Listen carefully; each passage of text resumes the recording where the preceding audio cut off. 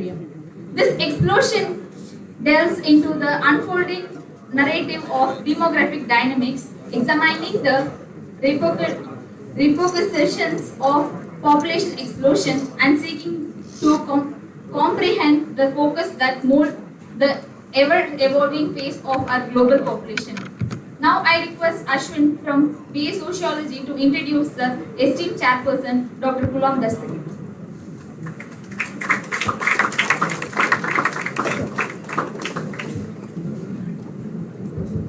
A very happy morning to one and all gathered here. I am Ashwin from the Department of Sociology, second year.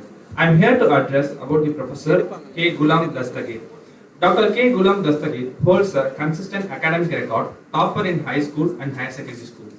Gold medal thrice in first, second and third year of graduation in sociology, university first rank in post-graduation in sociology and UGC NET with JRF in debut. He holds PhD in sociology and postgraduate diplomas in higher education, public relation, personal management and industrial relation. Dastagir represented India in World Water Week in Stockholm, Sweden as a Ford Foundation consultant as well as International Water Management Institute. Published Corpus Index and International Water Management Institute, cited articles and research articles in journals of repute including Indian Journal of General Studies, South Asia Research, Indian Journal of Social Work, Social Change, Contemporary Voice of Dalit, IASSI Quarterly, and so on, and authored 2 books and edited 1 volume. Dastagir directed ICSSR and NCW major research projects as well as 7 PhD degrees have been awarded under his guidance. Dastagir is accomplished with Vidwan score of 8.6 out of 10, one of the highest among sociologists recognized of Ministry of Education, Government of India at All India level.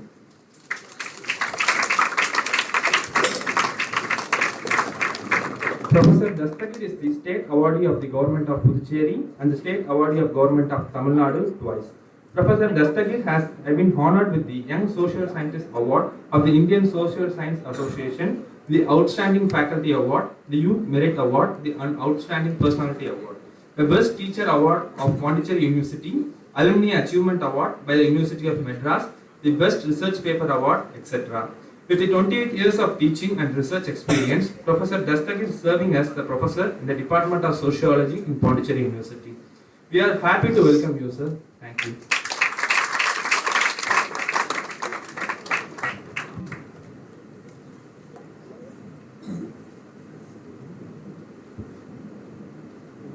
Good morning.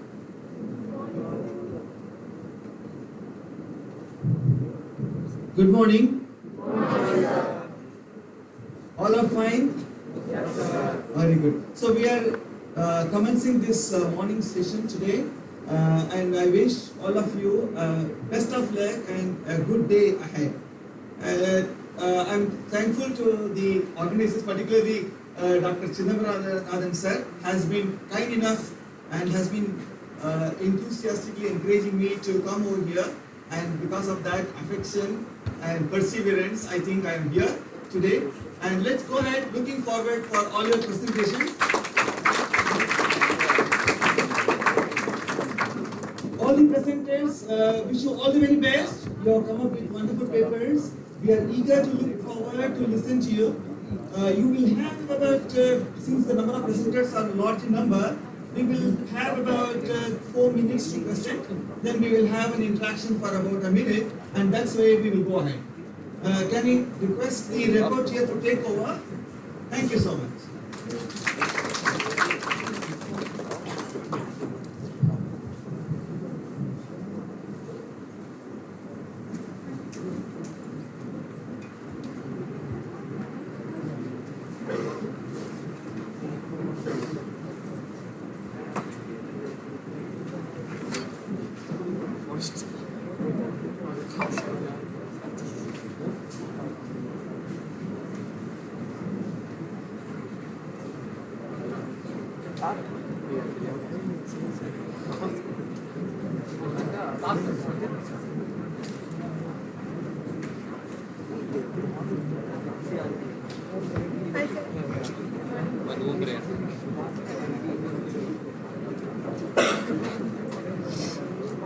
we will have the first paper presentation here.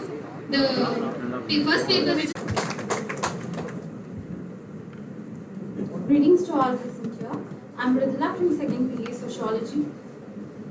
Here to present the research paper on the topic awareness of population policy in India. So population policies are basically created by the government to regulate and stimulate population growth on various aspects of society. These population policies, which are crafted by the government, shape societies by influencing aspects such as economy, family structure, and environmental sustainability. So India's National Population Policy Plan, revised in the year 2020, focuses on reproductive health care, family planning awareness, and gender equality, aiming for a stable population by the end of the year 2045. So the objective of this study is to check the awareness level of public about the population policies implemented by the government. So for this study, we are focusing on accessing public awareness of government implemented population policies, targeting individuals aged 18 to 45 through random sampling method with 40 respondents in total. The participants encompass diverse demography, including working individuals, housewives, and both married and unmarried people. This survey results indicate that This survey results indicate that 60% of the respondents are aware of population policies. Meanwhile, the rest 40% are unaware about the population policies. Observations reveal that 50% of the respondents are familiar with one population policies, and 30% of the respondents are aware with two population policies, and the rest 20% are aware with three population policies. In terms of family size, 70% of the respondents have two children, 10% have one children, and the remaining 20% of respondents are unmarried. Only 60% of the respondents participate in family planning, while 40% do not engage in any family planning methods. So regarding awareness programs, 40% of the respondents attended events related to population policies, meanwhile the rest 60% did not participate in any. So 20% of the respondents learned about population policies in schools and colleges, while 80% discovered them through doctor recommendations. 90% of the respondents were aware of contraceptive methods, while 10% are not. 40% of the respondents note myths and misconceptions about population policies, while 60% believe population policies are crucial for the country's development. 60% of the population policies, 60% of the respondents believe that population policies are here to promote the access to reproductive health care, skilled birth attendance, family planning programs. Meanwhile, the remaining 40 think that it can reduce maternal mortality. 35% of the respondents feel that India needs population policy control of population. Meanwhile, the 45% believes that it boosts economic growth, and 20% see it as an essential for healthcare to the mother and children.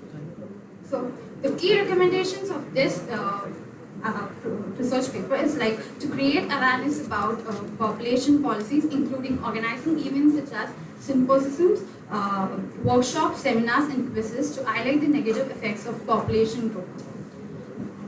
It encourages individuals to be open-minded, and setting positive examples in society is emphasized here. The recommendations for creating awareness about population policies include organizing events like symposium, workshops, seminars, and quizzes to highlight the negative effect of population growth. To effectively disseminate information, the government is advised to launch educational campaigns through TV, radios, and social medias. Community workshops, seminars focused on prevailing population policies in India should be organized.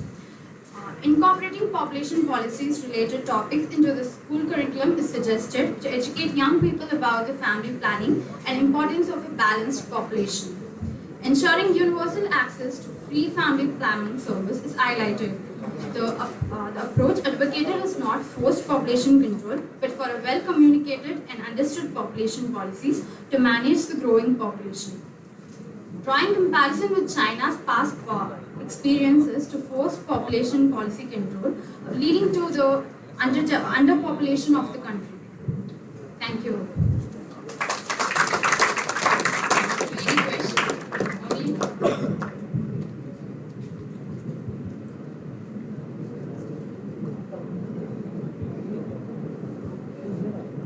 one of, we'd like to appreciate Mithila for a wonderful presentation.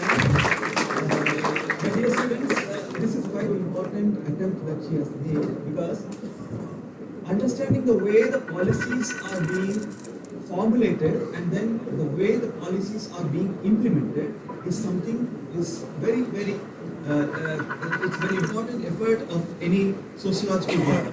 And I'm happy that students at this level have started up doing this, starting to know how the policy is being implemented, and you also know how public awareness about policy and policy formulation and implementation is happening is one of the wonderful efforts. Let us again put our hands together to appreciate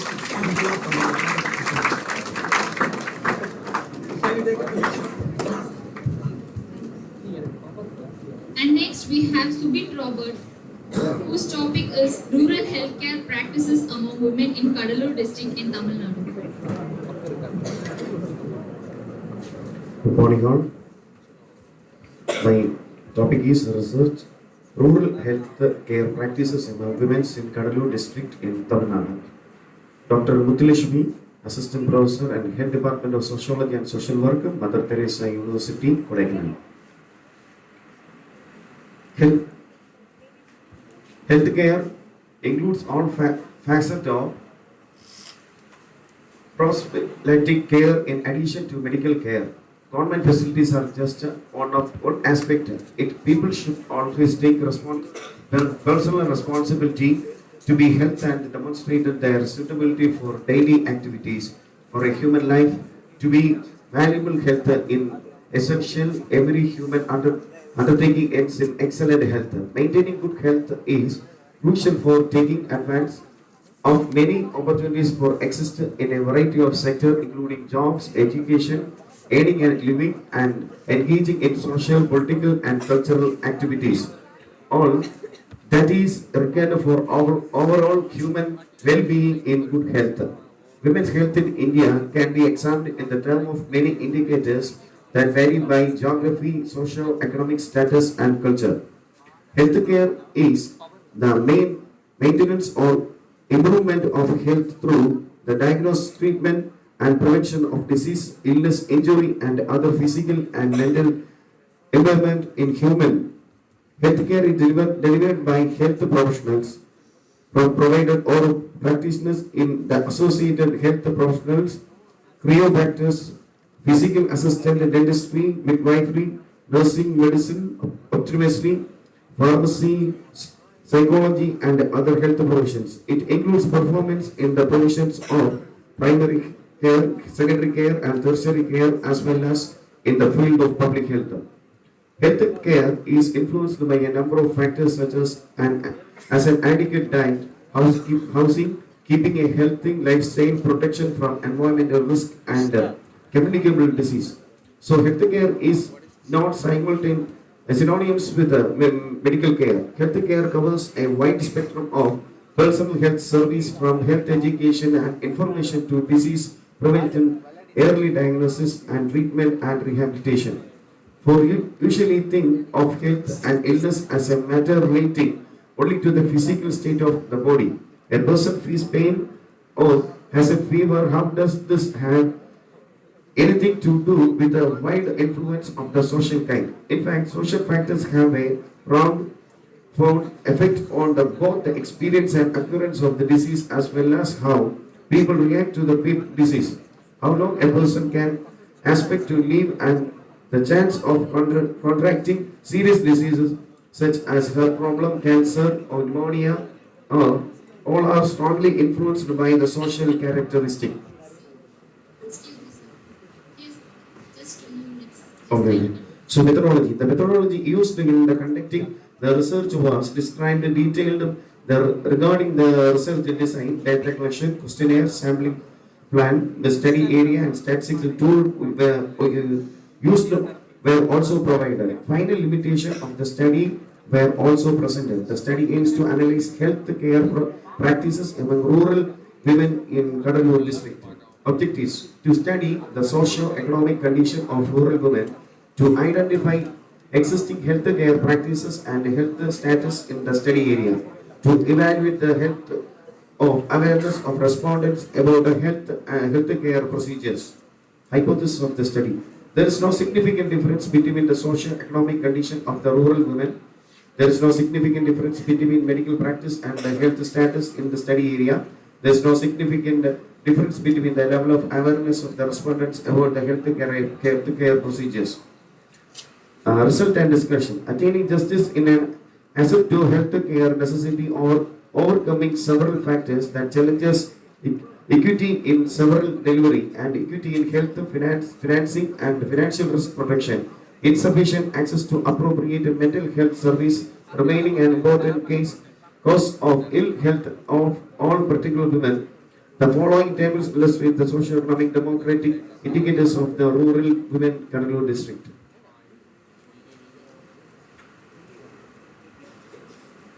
Findings of the study. Based on the comprehensive analysis in the study, several by findings emerged. First, the age of the distribution indicates the significant proportion of the responding falling within 30 to 50 years of age, highlighting the importance of addressing health practices during the critical life stage. Second, the educational qualification distribution underscore a considerable prevalence of lower education attaining, emphasizing the need of targeted health intervention that accommodate a varying literacy level.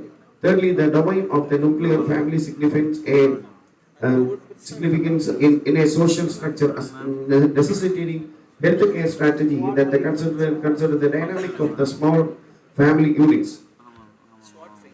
Table 5, focusing on healthcare nutrition awareness among women, the study area reveals noteworthy insight. A significant proportion of the respondents consulting 42.59% aware of the balanced diet, underscoring a foundation understanding the nutrition of the principle.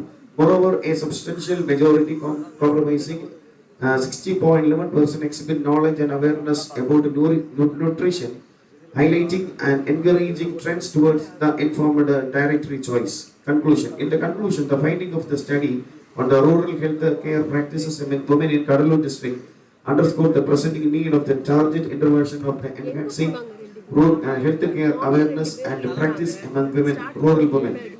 The study revealed a significant portion of the female population revealed an unqualified doctors and home remedies, emphasizing the role of the awareness campaign regarding the importance of the professional health care.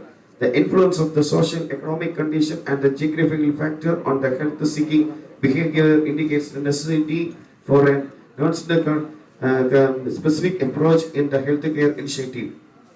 Recommendation includes the increasing the number of public health facilities, improving the service quality on the local and fostering and caring attitude among the health professionals. The study is cited to stress the importance of the health checkup as related among the rural women may lead to adverse effect of the both health and economy in the essence. A holistic and economic community-centered strategy is essential to bridge the existing gap in healthcare knowledge and principles among rural women in Kannur district.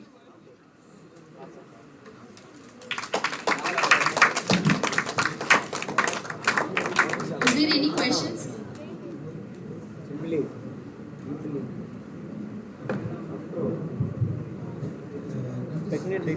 Sir? Okay. With Dr. Mithulakshmi madam, we had Already ready. so convey my regards to Dr. Mithulakshmi. Thank you so much.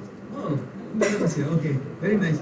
So this is a very important area of research that rural health is picking up greater importance nowadays for the reason that there is a level of backwardness, and particularly when we speak about rural women, they are doubly backward.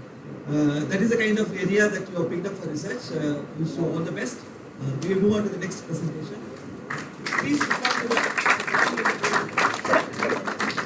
And the next presentation, here we have Subhasri, and the topic is an analysis about the connection between education and skill development in relation to population explosion.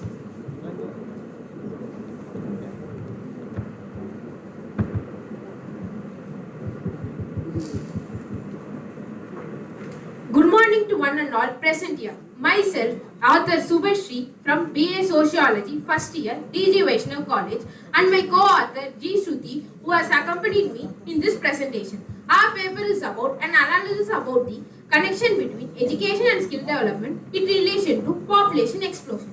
There is a rapid and drastic rise in population. Formal education helps students to develop their personality, but it fails to equip them with practical skills. Around 90% required young people to be skilled in some vocations. There are various factors that are affected due to overpopulation.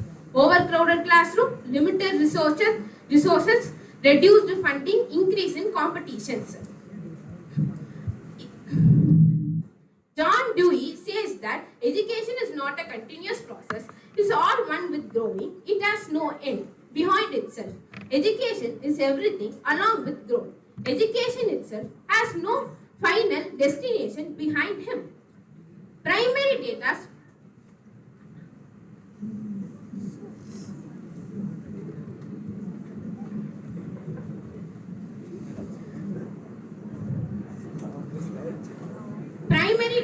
was collected through systematic survey method that incorporated the questioning through Google Forms and interviewing the IT staff, school teachers, bank officers, UG from Kanjipuram and Chennai. The objective of our research was to understand the challenges related to education and skill development, learn about prevalence of knowledge about the competitive exams and challenges brought in by government to rectify the problems in education. Our findings of our research: the overpopulation leads to unemployment. Skill and education is not a different path, it's the same path. Skill development plays an important role in education and competitive exam. But about 16.7% of people said that practical knowledge helps to crack the competitive exams. The knowledge about competitive exams are not be reached. Mass number of people know about the competitive exams. Also, there is a lack of practical knowledge due to poor and unpopular skill development programs. There is a critical question arises whether education is important or skill development is important. About that, out of that, 50% of them agree with education, whereas majority agreed with skill development. NEP, that is New Education Policy, may be correlated with overpopulation. That says about 71% of people were not aware of NEP, that is New Education Policy. Last but not the least, I conclude with this. The survey that says that education and skill development may not be distinct. This research strongly denote the needs for the integrated approach that acknowledge the interdependency and equivalent of education and skill development in fostering well-prepared and versatile individuals. Thank you. Thank you, Subhashri. Are there any doubts?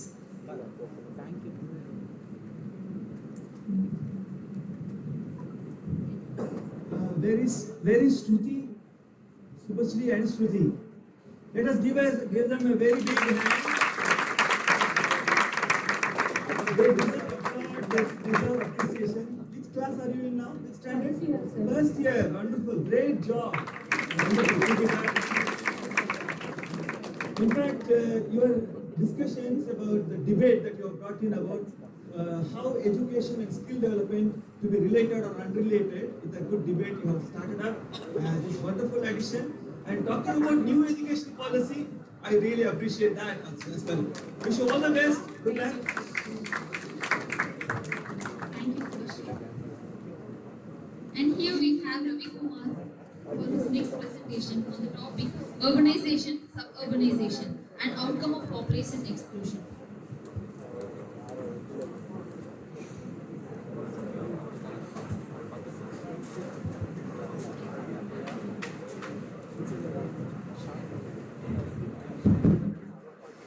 Good morning, sir. Good morning to everyone present here. I don't want to waste times on taking too long sessions, and I'm Ravi Kumar from Sociology Department, Dwarkas Vaishnav College.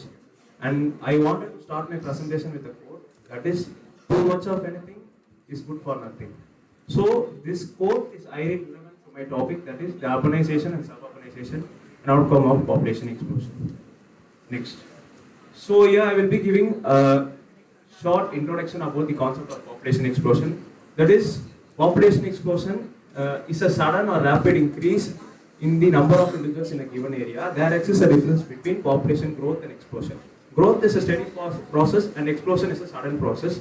And this population explosion have its own pros and cons. Like the pros are like the technological advancements, educational development, and developments in the infrastructures. And the cons are like in environmental impacts, ecological eruption, and loss of agricultural land. So it contains many pros and cons. And this population explosion is considered as modern demographic trends, which was known to evolve in the middle of 20th century. And the objective of this paper is not about explaining the urbanization, or else it's not about explaining the suburbanization, or else about the population explosion. My main theme is how these three elements will influence the rural economy. Based on that, how that rural economy influences our Indian economic growth. So that is the theme that I wanted to share. So the rural economy is the indirect target or the indirect mean that I concentrated on propounding this presentation. So the methodology I used is the content analysis. So I will be giving words of you about it.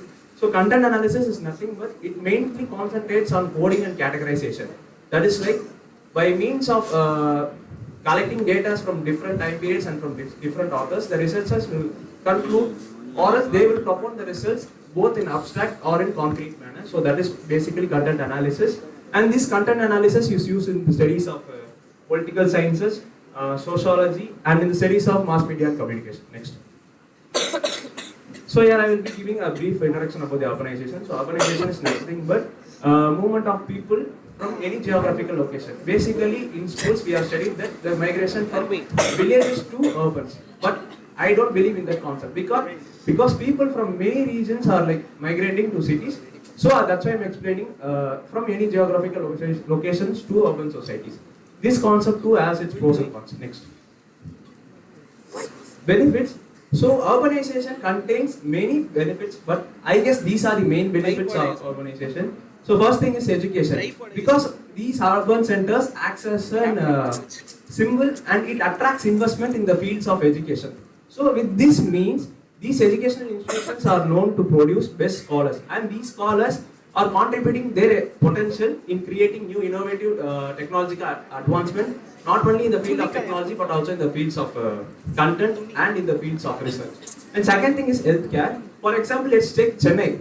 Chennai is an up for medical treatment. Around 35 to 40% of foreigners are visiting Chennai every year for getting medical treatment, and every day around 160 foreigners are getting treated in our healthcare facilities. So that is one of the, like, I'm stating this example for you to understand about how these urban sectors act as an example for grasping investments in variety of sectors. And third thing is social and cultural diversity. As we all know, in urban sectors, like people from different cultures will get mixed together. So because of this mixture, a new form of dynamic trends will arise. Because of the dynamic trends, we will be getting into new cultural traits. So these cultural traits are some of the, like these cultural traits acts as a tool for the concept of assimilation. And then the economic opportunity, by means of attracting the investments, the new industries will form up, and those industries will create employment opportunities. Next. Suburbanization. This is a by concept of urbanization. So basically, without urbanization, there is no suburbanization. So next. So only by means of understanding the benefits we can understand this concept. So suburbanization, where people in need of quality of life and in need of environmental and economic well-being, they will be choosing the lifestyle of suburbanization. So suburbanization is basically where people start to migrate, like they will start to settle in the outskirts of the cities. So these are the benefits, like lower cost of living. The dynamic trends in suburban areas are considered to be very cheaper in the amount when it's compared to the urban sectors. Like the dynamic trends and the social factors. Because of the low density of the population, there is no chance for people from different sectors to gather in urban areas. So the dynamic trend will be relatively low when compared to the urban areas. And the community and social bonds. Because of the density of population, Because of the density of the population, the intimacy will be get created in the urban areas, and family and friendly environment and quality of life both are like they are interrelated. So these two aspects are related to the environmental and bio aspects. Next, challenges of urbanization and suburbanization. I guess these two concepts have common challenges, I guess. And environmental impact. This is highly related with the green belt concept. Green belt is basically a green space which was recognized by the government, where these urban and suburban areas are expected to give some space for the environment and biodiversity. And loss of agricultural land, as we all know, with the development of buildings and infrastructure, the agricultural lands are in the risk of losing its privileges. And economic disparities, when we compare the economic opportunity in both these regions, the urbanizations are known to have higher economical contribution than the rural sectors. And land use planning issues, that is like the distribution and land using plan. The plannings that takes places in the urban and suburban areas, like that deals with the congestion, pollution parts, etc. And the pressure on public services, as we all know, even today if we go to central railway station at morning 8 a.m., we can find thousands and thousands of people coming through trains and buses for their employment in cities. So we can find that much of traffic and pressures on public services. Social inequality, as I said, the dynamic trends that changes between the both the urban and suburban places. Next, message and solution. So only through these message and solutions you can understand about the contribution of rural economy to the GDP of India. So basically, India has planned to achieve $5 trillion economy by the year 2025, in which the rural economy's contribution was expected from 25 to 30%. So by means of implementing these measures, India might achieve that $5 trillion economy. So first thing is regional planning and coordination. The regional planning involves some specific policies like these things, national equity funds and TRISEM. So training the rural youths for education. So these self-sufficient and Atmanirbhar Bharat, the recent scheme which was promoted by Prime Minister, is one of the good initiative, but still the implementation is not that effective than the population. And the preservation of agricultural land. These preservation contains laws like national policies for farmers, which was proposed in 2007. So these laws preserve the rights of farmers, and promotion of telecommuting. So telecommuting is basically it's like work from home concept, where the people are expected to work from their home by means of online. And incentives for decentralized business. Decentralized business is the core for rural economy, where these decentralized businesses, instead of focusing on as per my knowledge, they was predominantly focused on social services, revitalization of rural areas. These are post-harvest activities like packaging, warehousing, storing. So the industry related to these kind of services are encouraged in this section, revitalization of rural areas and land banking. Based on the connectivity and individual's mindset and organization, land banking has taken place. Next, conclusion. So here I am not emphasizing on the concept of urbanizations, nor I am not emphasizing on the concept of suburbanization, nor on the population explosion. Rather, rural economy's contribution must remain and it should increase. Only by means of increasing the rural economics contribution only we can achieve a $5 trillion economy. As Gandhi said, India's economy is highly dependent on the rural sectors, so we have to concentrate on rural sectors. Only through those means we can achieve a sustainability. Thank you. These are my references. Any questions?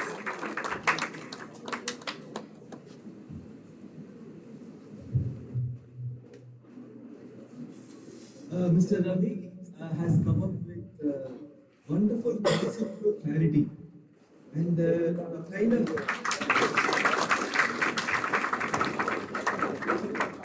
Ravi Kumar has also given the kind of approach that he is going to adopt in his study, which he has meticulously followed throughout his paper.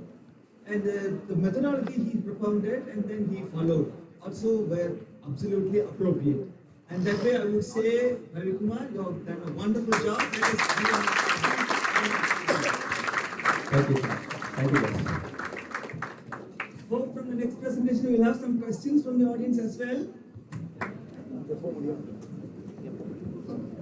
Next we have Ishwar and Harshavardhani on the topic of family planning and women's autonomy in populated areas. Hello? malam எல்லாத்தையும் program வச்சிட்டீங்க நான் என்ன பண்ணுறேன்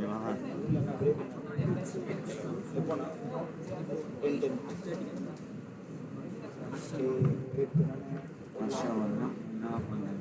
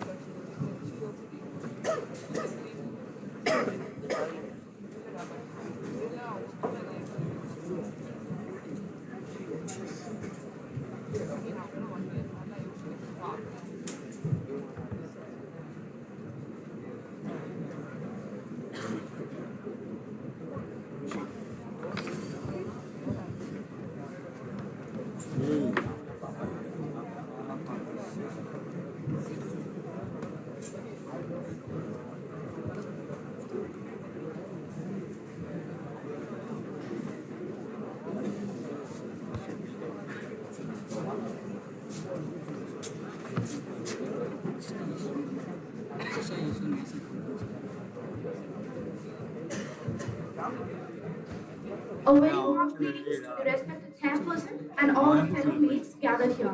Myself, yes, Harshavardhani, second year BA Sociology, Dwaragadas Govardhandas Vaishnav College, the co-author of the paper. And I'm B. Ishwar, second year BA Sociology, Dwarakadas Govardhan Das Vaishnav College, and I'm the author of the paper. We are here to present our research paper on the topic Family Planning and Women's Autonomy in Populated Areas. Family planning is an important factor influencing the population explosion, which is also one of the components of modern patriarchy in the society. We'll be discussing the reason behind this term during the course of time. Okay, our paper mainly aims at the people's attitude towards the family planning and contraception. We also seek to know how the amount of sex education and knowledge about contraception is beneficial. This paper also makes an attempt to prove the direct link between women's autonomy, knowledge about contraception in population explosion. So, it is visible through all these reviews of gender inequality in contraceptive use, men's missing from African family planning, male involvement in family planning, etc. The number of males are less than 10% who contribute to the family planning throughout the globe. Societal teasing, taboos, patriarchal nature remains to be the reason behind this lack. Coming to the methodology part, we have attempted a simple random sampling method with qualitative techniques. We have picked a set of 53 respondents comprising of 20 males and 20 female participants in the age group between 70 to 25 and 30 to 60. The rest of 3 were other gender people. We have went through a direct interview process with a set of 14 questions. The insights we came through were over 99.9% of both male and female respondents agree to the lack of vasectomy in the country, and over 99% of the male participants prefer females to undergo the family planning process. This accelerates the women's dominance, hence paving the way for the modern patriarchy as we discussed earlier. People also lack the awareness of contraception and the accessibility in many rural areas. 80% of the female respondents from the age group of 30 to 60 have faced pressures for more children. 65% of the respondents find sex education in schools inadequate and suggest improvements. 70% of women wish to have 2 children, and the rest 30% prefer to have single child.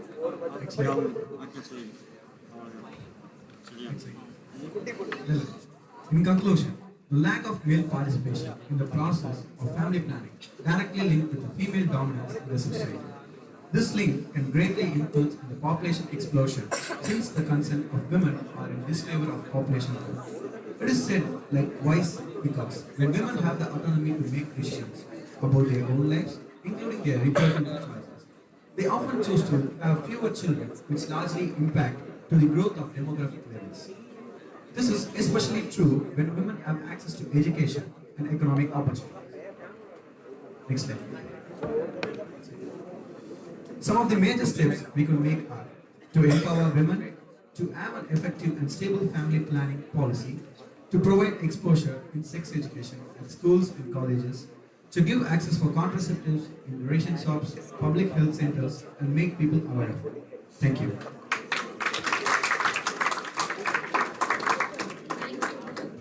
Is there any questions now?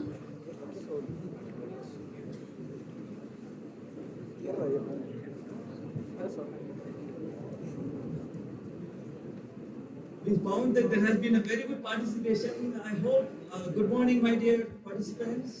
Good morning, sir. Hope all of you are listening to the presentation. Yes, sir. Are they fine? Yes, sir. Okay. So let us have some interaction as well. Yes, sir. Some, instead of even, if you don't have questions, if you have some appreciations and feedback, can you come up with that? Harsha and Ishwar have really done a wonderful job.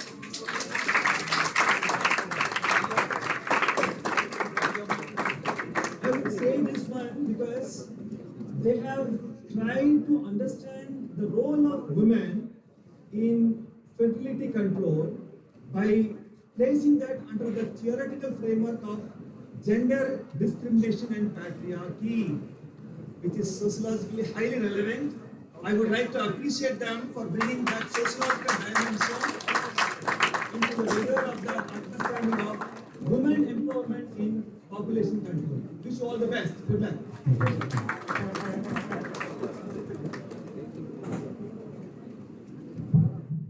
Now I would like to call upon Parthivan on his topic, population explosion impact on employment and rising of teens. And also I request Kirutika Shri and MV Soumya to be ready with their topics. Good morning everyone. I am Parthiban from First BA Sociology, DJ Vaishnav College, and I am here to present my analysis on population explosion and its impact on unemployment and the mindset of teens. Introduction. In recent decades, India's population has been increasing tremendously and simultaneously social economic problems also increased. One of the major problems is unemployment, which is present in India from long time till now, and it also affects the young minds, youths of our country. The major objective of the study is to know the relationship between population explosion and unemployment, to explore the causes and consequences of overpopulation, and how it affects the youths and teens of our nation. And the methodology we used is random sampling method, and the data has been collected from 15 respondents in direct interview, and the Kanikapuram village has been selected as the study area for our research. And we researched 56% of graduates were unemployed, and 70% of people get stress, depressions, and various anxieties due to unemployment. High competition in job market leads to migration, and population explosion not only affects unemployment but also other social problems like poverty, crimes, and etc. And increased in private institution. It's one of the positive also we can say. Many students goes to private institution to develop their skills, but it is not applicable to everyone, not affordable. And due to limited opportunity, it creates pressure on young minds to achieve something, succeed in life as soon as they possible. And more people gets underemployed due to their financial crisis. And even though many government policies has been created from long time, that is not well implemented, it is not reached the masses of the people. And lack of quality of education is the one of the major cause for the unemployment. And suggestions.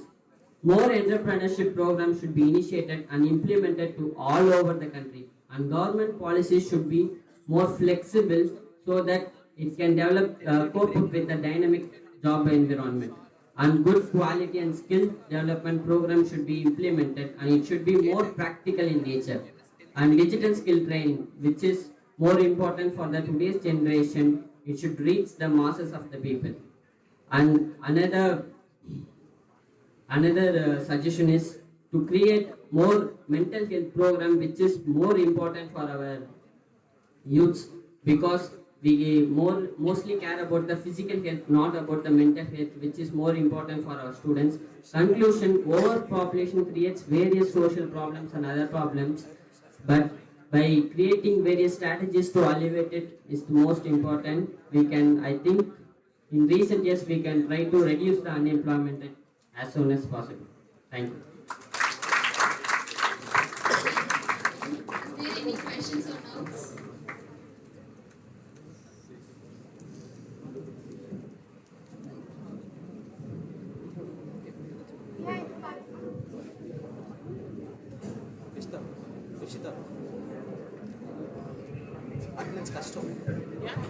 It was a very good presentation actually. My question is, in your research paper you have mentioned that majority of your respondents said that they have unemployed. Can you state the reasons from the respondents? Like, from your research, what you felt that the majority of the respondents are unemployed, but in that particular area, what is the reason for the unemployment? Basically limited opportunity, but then also lack of skill they don't have in their educations. Also they have more theoretical knowledge rather than the practical knowledge. This was the main reason. For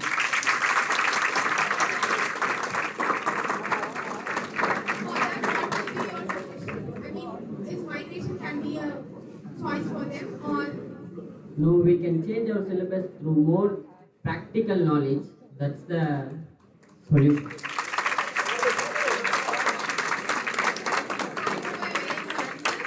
my last question is, what is there any suggestion for the existing unemployed youths?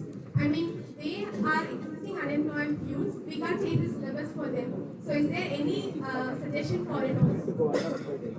It's just a curious question. Even I don't know the answer for this. Just to add, because as a researcher, you can work on it also. Even us, everyone here. Because the existing unemployed youths, we are not thinking about them. We are just thinking about changing in the future. Okay, I will try to answer later. Yeah, sure. Very good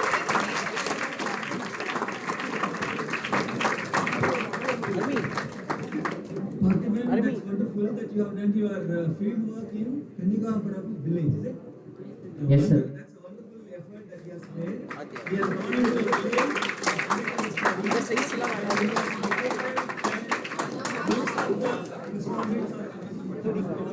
We have found the reasons for which they are not employed. And I would appreciate the kind of answer you gave. That there could be a solution if the syllabus can be revised. That can prevent migration of rural youth to urban centers for purpose of education. The last time we had urban centers are serving as educational hubs, but now Parthiban has a solution to that. That if you change the syllabus, if your syllabus is better, rural youth need not migrate. They can study in their own village, but they can have a better quality education. Wonderful Parthiban.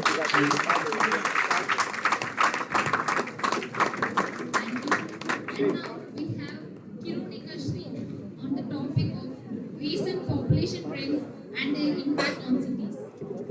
And next, I would like to convey that Bashima Shahana to be ready with their presentation. A very good morning to everyone gathered here and a warm welcome to the dignitaries present in the dais. I am Kirunika Shri from 2nd BA Sociology of PG Vaishnav College. I am here to present about the recent population trends and their impact on cities. Here we go with the introduction. Many people are constantly migrating from rural areas to cities in search of better opportunities. However, a wide range of problems is now being observed in various countries around the world as direct consequences of rapidly increasing population in urban areas. This dense population in cities may lead to emergence of slum areas within cities. The prominent example for slum areas is Rayapuram in Chennai and so on. There are numerous challenges faced by both public and the government addressing the issue of overpopulation. Now, we go with the topic need for the study. According to recent population statistics, more individuals prefer to live in cities than in rural areas. As people from different locations and backgrounds converge in cities, their diversity increases. This diversity and density of population need to be addressed as it creates various challenges.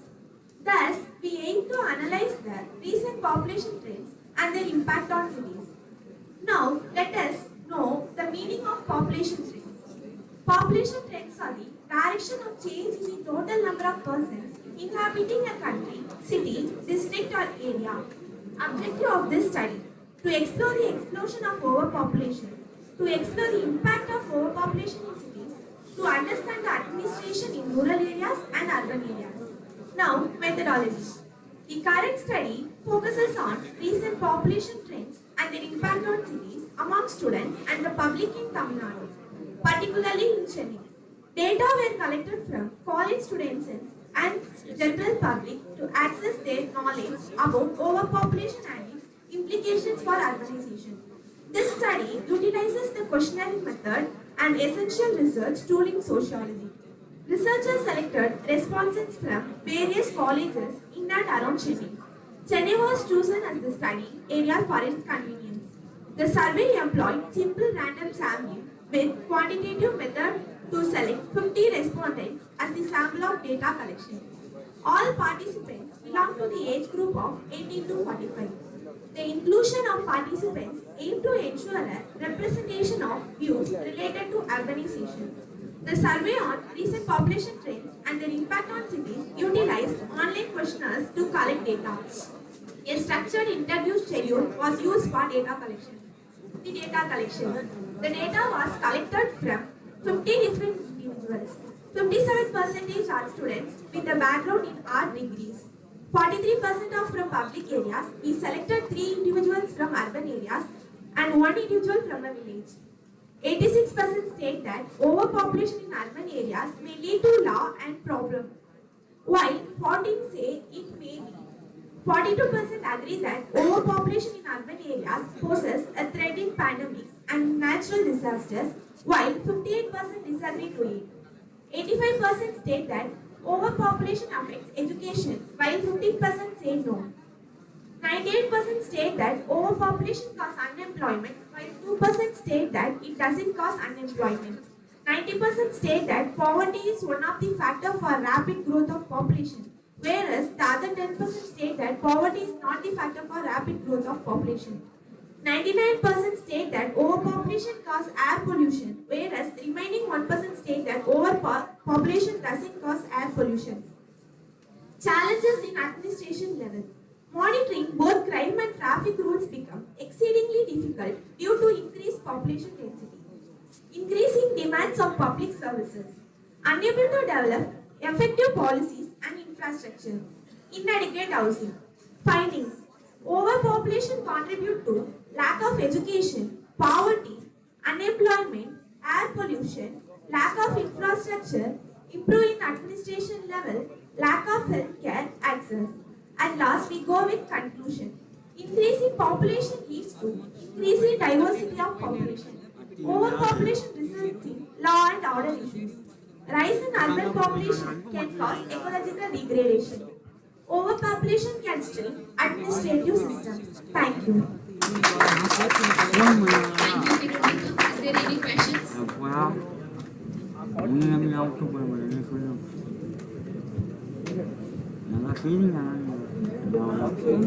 Somebody was asking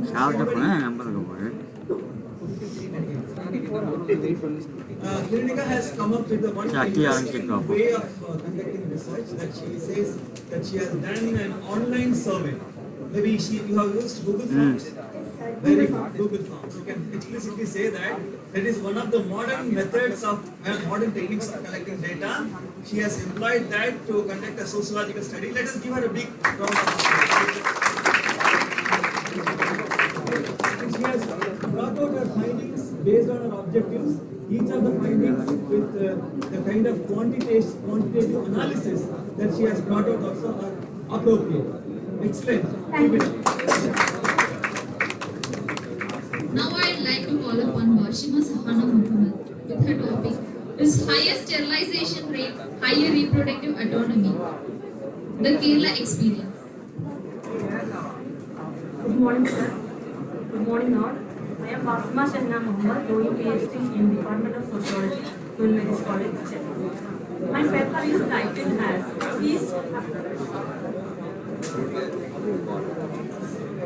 Is higher female sterilization rate higher reproductive autonomy of women, the Kerala experience. While acceptance of family planning in Kerala is considered as one of the core reasons for the demographic transition of the state, studies show that female sterilization is a widely used method of family planning in Kerala for many decades. Moreover, high sterilization rates and subsequent decline in fertility rates are often linked with high female literacy and significant as higher reproductive autonomy of Malayali women. On the other hand, feminists and social theorists have reflected that the women in Kerala were able to transform their high literacy rate as an enabling power to challenge the deep-rooted patriarchal norms existing in the Kerala society. The state were also criticized for framing its family planning policies by ignoring the space for women's bodily autonomy in the larger umbrella of reproductive health and family welfare. Slide 1. In this premise, this paper tries to explore the relationship between female sterilization and autonomy of women in Kerala society. Moreover, this paper is an analysis of the debates on reproductive choices and family planning policies of the state, which achieve a demographic transition as a model for the rest of the nation. This paper also tries to understand the feminist theorization on women's autonomy and its significance in the reproductive health as well as in the family planning project of the nation. This paper is an analysis of the secondary literature to understand the debates on family planning programs of Kerala and reproductive health of women in India. It adopts a feminist framework to consider the subtleties of women's autonomy. I will just present the operational definition of reproductive autonomy of my paper. There are differences. Slide 5. There are differences in the philosophical understanding of the terms, such as autonomy, agency, choice, or freedom. Although reproductive autonomy, reproductive freedom, reproductive agency, or reproductive choices are used in this paper interchangeably to denote the control of their reproductive potential and also to make active decisions on their reproductive behavior, such as sexual relationship, childbearing, childrearing, spacing, conception, termination of pregnancy, family stays, and health care of the child as well as the individual woman. My dear students, hope all of you are listening to the presentation. This is one of the research work which she has brought. Let us give a patient listening to that. Okay? Thank you so much for your patience. Because of the time constraint, I am directly going to the family planning debates and Kerala's model status and the discussions of Kerala's model status. Slide 12.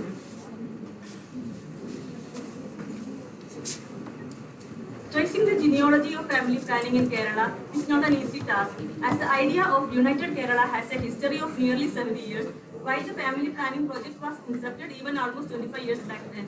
The history of family planning has to be told by separating the regions Malabar, North Kerala, and Travancore, Cochin, South Kerala. Interventions on procreation of people was part of British rule as modernization mission of India.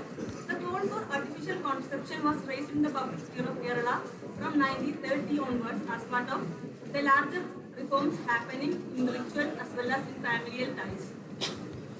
Kerala's competitive politics has also contributed in paving the way for greater acceptance. First, government birth control clinics were established in Travancore, Cochin part of Kerala by Praja Socialist Party in 1954-55 period.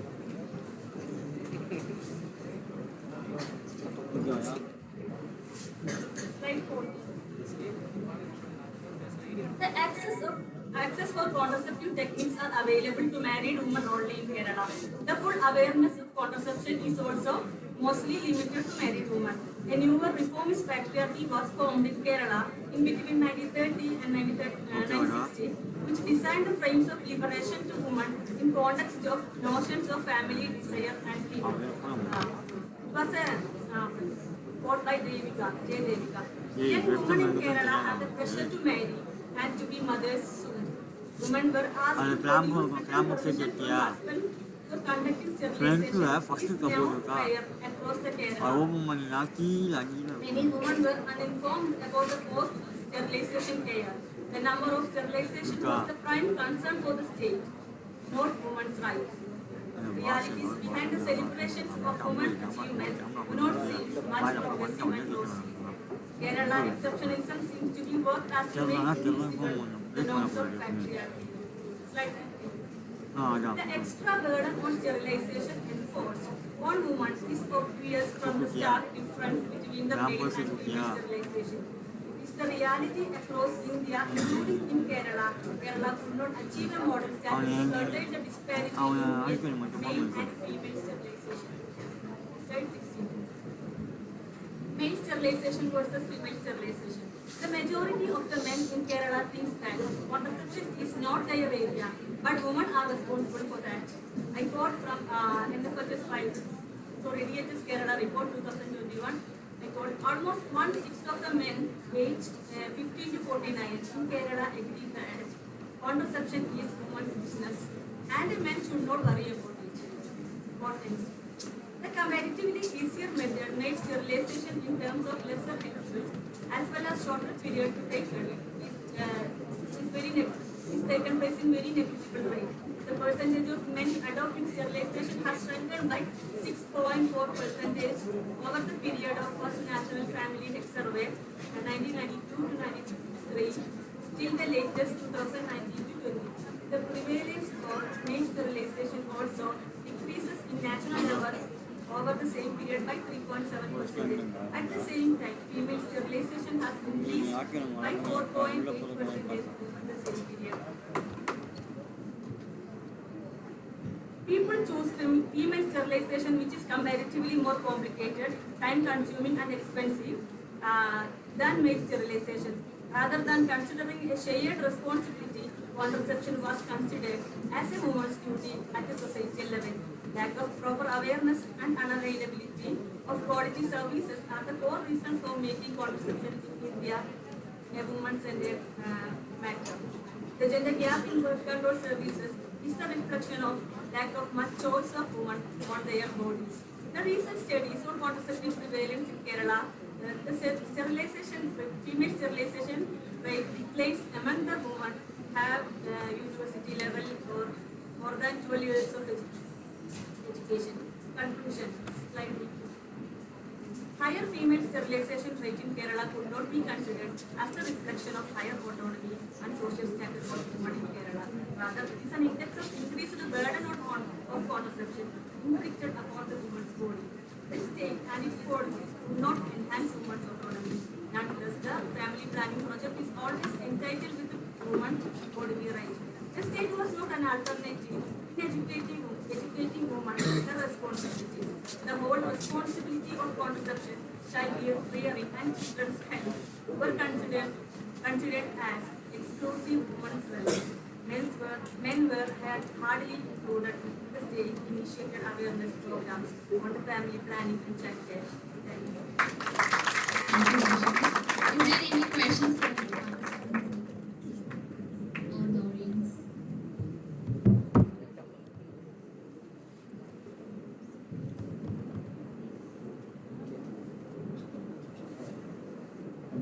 We always speak about Kerala model when we speak about women literacy, when we speak about happy locality, when we talk about women development, women empowerment. In all these we usually talk to Kerala with high vocabulary. That is a model. In all, even in tourism, Kerala model we speak. But then there is a gloomy picture under Kerala that most of the audience may not be aware. Is it Dr. Basma doing research? Okay. So Basma has wonderfully brought about this idea to the August audience that there is something called gender discrimination and the triumph of patriarchy, male hegemony, male dominance, masculine domination is existing in Kerala. This is news to all of us in the domain of sociology. Thank you so much for listening. Now I would like to call upon Archana with her topic Women Education and Population Growth in India. The next presentation would be of Muhammad. I would like to call upon him and be ready with your presentation, sir.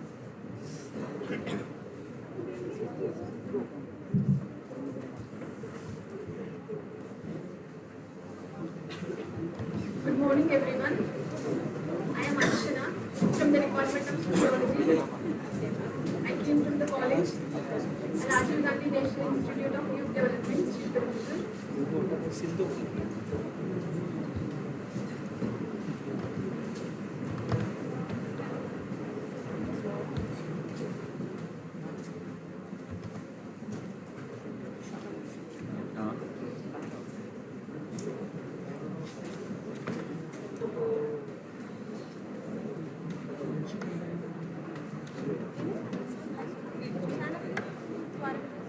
Usually this is social media.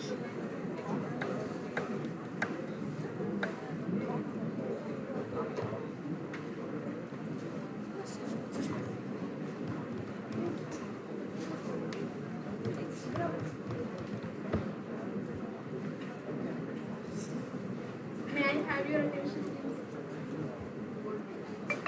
My topic is women education and population in India.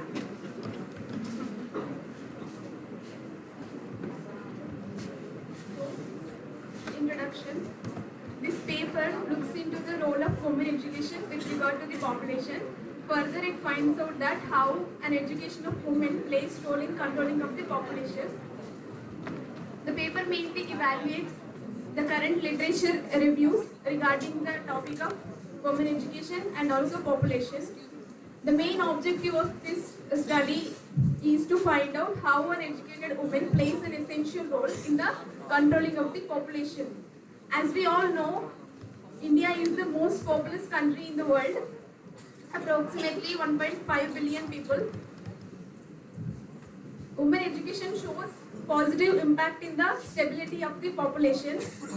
One of the key ways to address this issue in population growth is to empower women and give them control over their own reproductive health.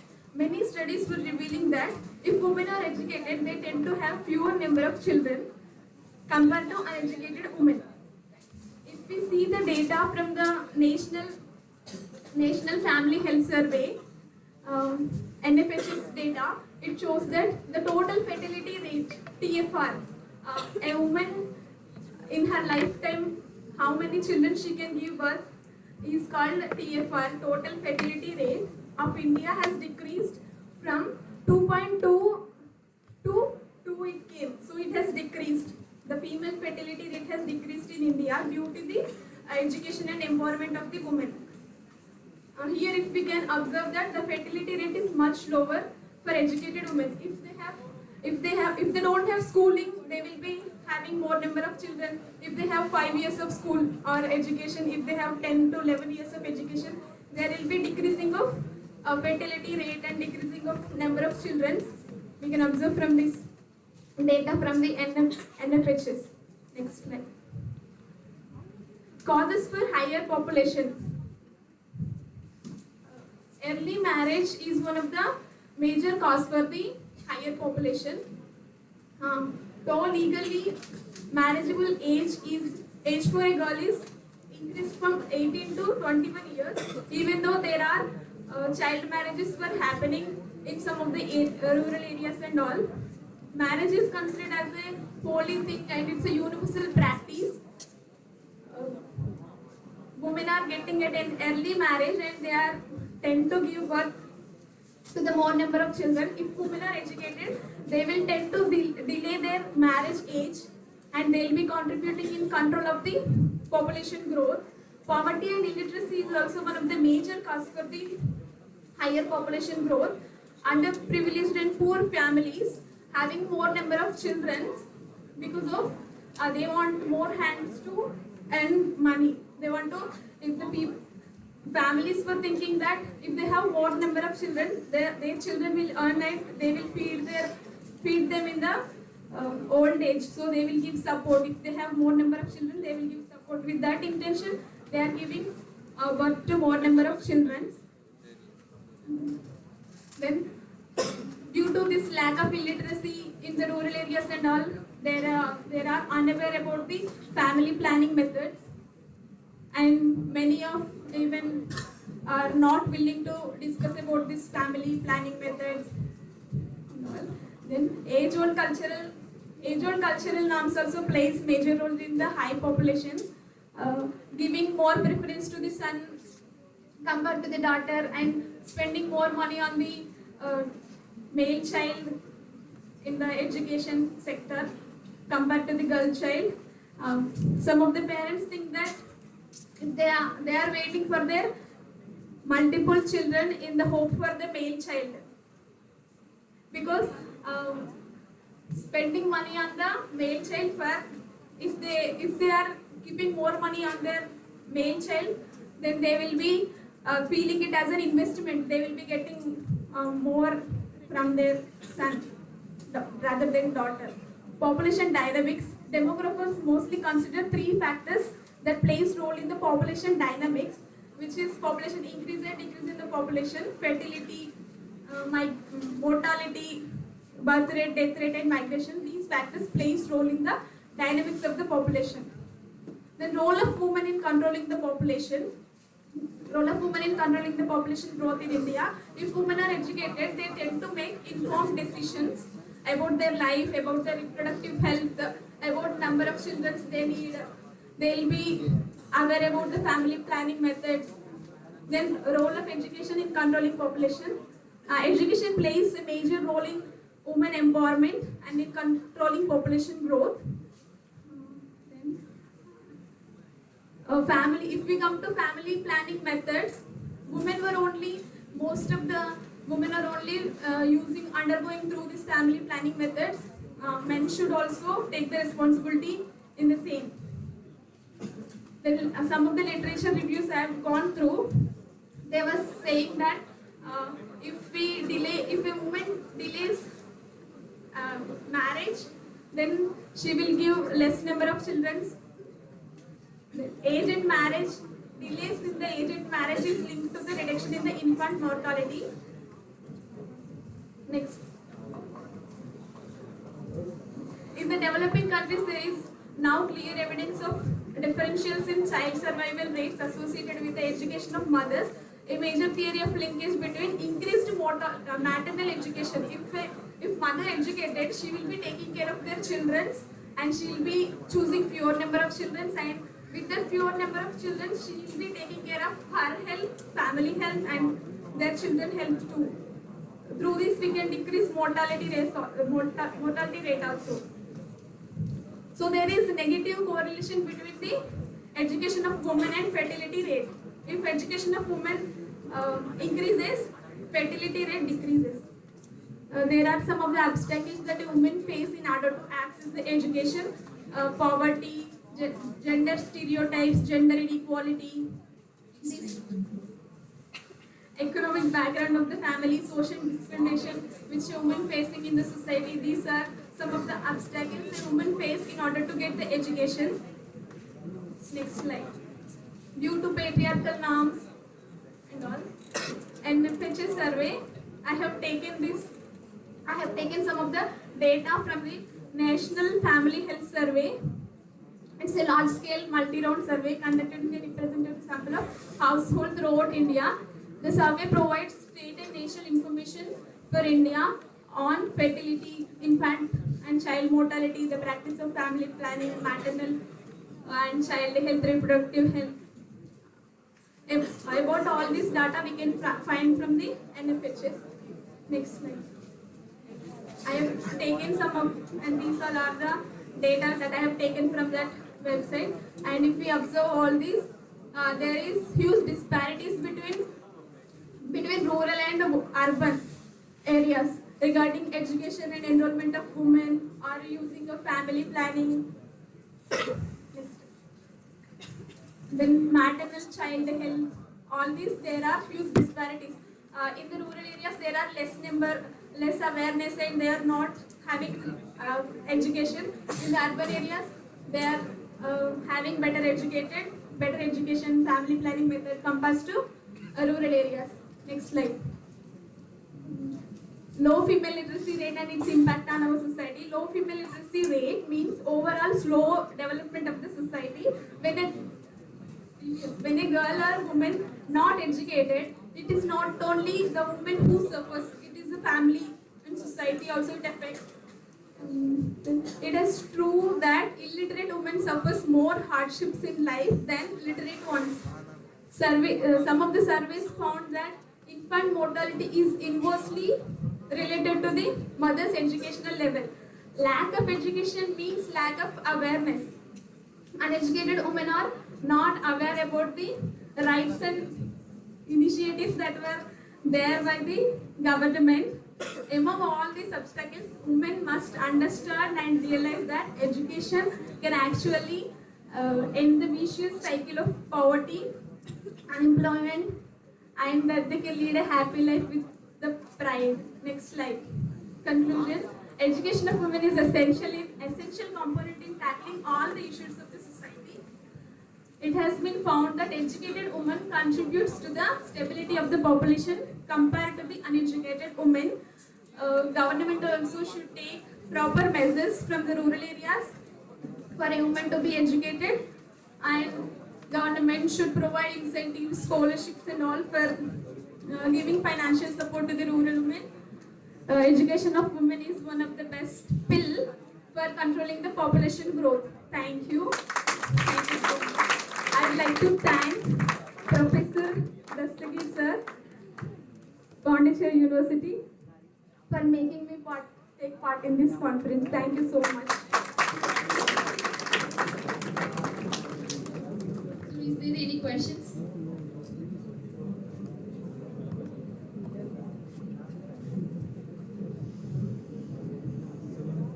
Archana has showcased how women education is important. We have had previous papers also, probably by Harsha and then Masima, who are talking about how the decision making among women is a critical variable, a critical factor in determining the fertility of the population. Population control can be possible when women are given autonomy, they say. And here comes a paper by Archana that speaks about the importance of women's education in bringing down fertility as well as in safeguarding mortality rates. And that way, this has been a wonderful contribution. I think Archana, is it your first presentation, your PhD? Yes, sir. Okay, let us give her a big round of applause for the first paper that she has presented. Thank you, sir. Thank you. Next we have Muhammad with his topic, relevance of education in refining demographic transition. I ask Vandita to be ready with her presentation. Respected Chairperson, organizers, and friends, good morning to all. So first of all, I would like to thank Dr. Chidambaran Anand sir for giving me this opportunity. So I would like to present my paper on the relevance of education in refining demographic transitions.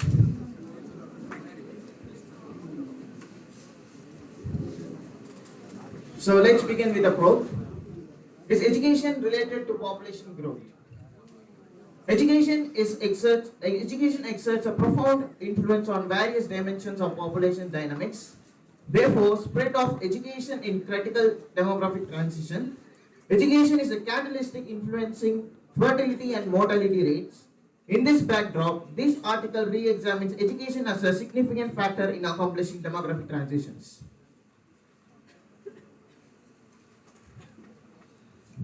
So what is the role of education? Education is beyond schooling or formal learning. It shapes our attitude, values and perceptions. Education is a transformative force that shapes our minds. Education grants capacity for social adaptation and change. Education also offers critical thinking to analyze issues and seek solutions.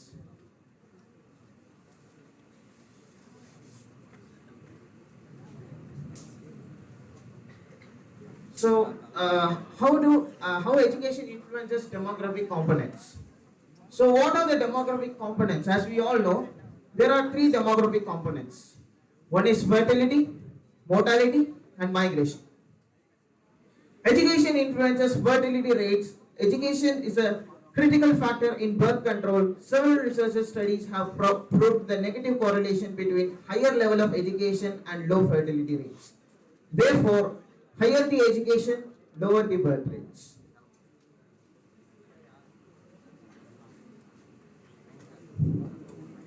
In developed nations, high education among women has led to childless families, and there are highly educated women chosen to remain single without getting married.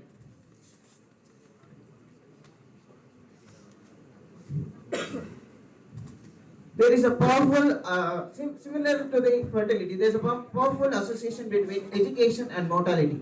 Education is a significant determinant of health status, well-being, and health outcomes of any society that determine mortality rates.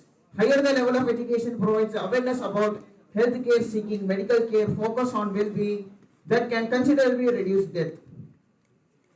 It is well known that educated people showcase higher longevity. Education is a strong predictor of mortality experience of individual and their family members.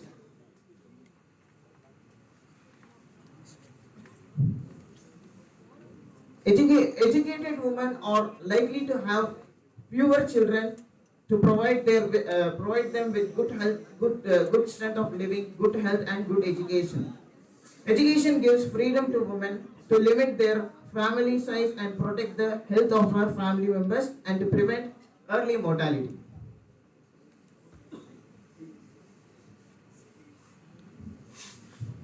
The theory of demographic transition promotes a pattern of population dynamics shifting from a high fertility and high mortality to low fertility and low mortality.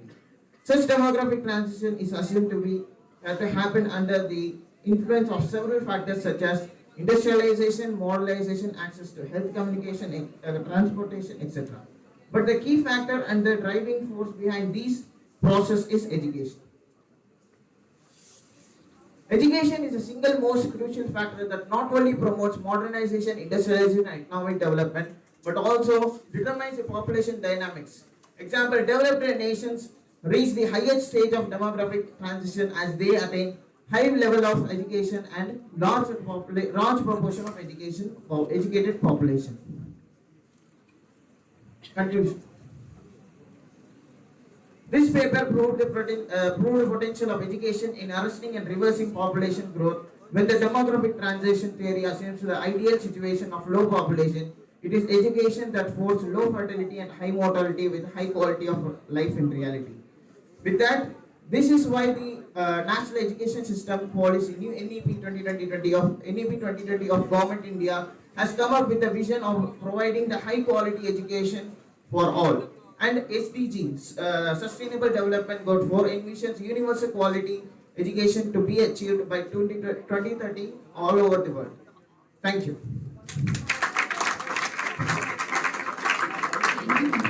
Is there any questions or notes?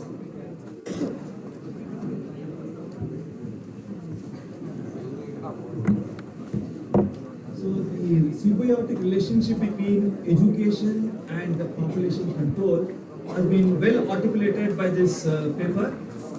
How education can arrest and reverse population growth has been spelled out very clearly, and how education is a single most important factor in promoting well-being in the population as well as reducing mortality. In fact, since this session is all about demographic transition, where we know demographic transition involves that we reach to the level of low birth rate and low mortality, which can be possible by reaching all education, quality education to all, is the message of this paper. Let us all congratulate G. Mohammed for bringing out this wonderful finding. Thank you.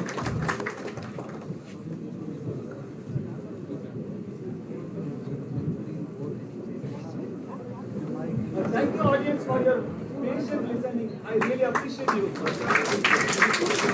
So we have Nandita with her paper in the topic From Boom to Movement, Migration Surge in the Wake of Population Explosion. a tricolite analysis of health challenges in India. Firstly, good morning to the jury, the chair, Dr. Dastagir, the professors down here, and all the students who are patiently waiting for this session to get over. I know the valedictory is supposed to start now, so I'll not take more than 10 minutes, if that's fine. Or 5 minutes, I'll try to wrap it up. I hope that's fine with you, doctor. I think it's 11. Yes, 4 minutes. I'll try to wrap it up. Migration has been a very ancient phenomenon that we have been seeing right from the stages of Adam and Eve. ஆதாம் ஏவாள் காலத்திலிருந்து நடக்கிற ஒரு விஷயம் புலம் பெயர்வது இல்ல நம்ம கொலோக்கியலா சொல்றோம்னா வந்தேதிகள் வெளியூர்ல இருந்து உள்ள வரதோ இல்ல உள்ளூர்ல இருந்து வெளியில போறதோ they call in migration and out migration. Migration continues to be the third most important criterion of any kind of demographic growth. And according to the World Index, Asia is the largest continent with around 2.8 million IDPs, internally displaced people, after Africa. And as of 2011, India has seen a rise in its denomination of internal migrants from 315 million in 2001 to 454 million in 2011. So with these many millions of people migrating in India, there still lacks a systemic assessment and a review of health risks among the migrant population. So that's where my paper focuses on unfolding the social economic dynamics of migrant culture and their implication on the position of disadvantaged relative host population. And it aims to fulfill all the health risks and bring it all together. So can we go to the next slide? So three major objectives that I would like to focus on is the healthcare disparities among the migrant population, maternal health outcomes, the prevalence of infectious and communicable diseases, and mental health challenges faced by migrant workers, because not many papers are there that focuses on the mental health of migrant workers. So a lot of Anderson's behavioral model and critical medical sociology is used. Can we move to the next slide, please? So these are the few objectives of my paper: to assess healthcare disparities among migrant population, to analyze maternal health outcomes among migrants, to explore the prevalence of infectious and communicable diseases, and so on and so forth that you can see up here. So the methodology is, this paper is a descriptive secondary research, a lot of literature review used, a lot of content analysis is used, and I have created a brainchild, my own sweet brainchild, a framework, a design framework called the IMHE, which I will be shedding light further on in the slides. And I'd like to fill research gaps which provide a comprehensive overview of health risks and a focus on migrant women's morbidity patterns and an all-inclusive rural-urban health framework. So the next slide, please. Okay, so we get to see that most migrant workers come from very lower and poorer socioeconomic demographic profiles when compared to the people already there in permanent city residence. And most migrants have a significant out-of-pocket health expenditure since they do not have equal wages for them. And the impact of urbanization is a far more dangerous on migrants more than permanent city dwellers, because they have lack of sanitation, lack of good water, lack of good food. So any kind of communicable disease is going to affect migrants more. And migrant population often face barriers such as limited financial resources, lack of health insurance coverage, no awareness of all the health insurance coverage. என்னென்ன insurance அவங்களுக்கு இருக்குன்னு அவங்களுக்கே தெரியல.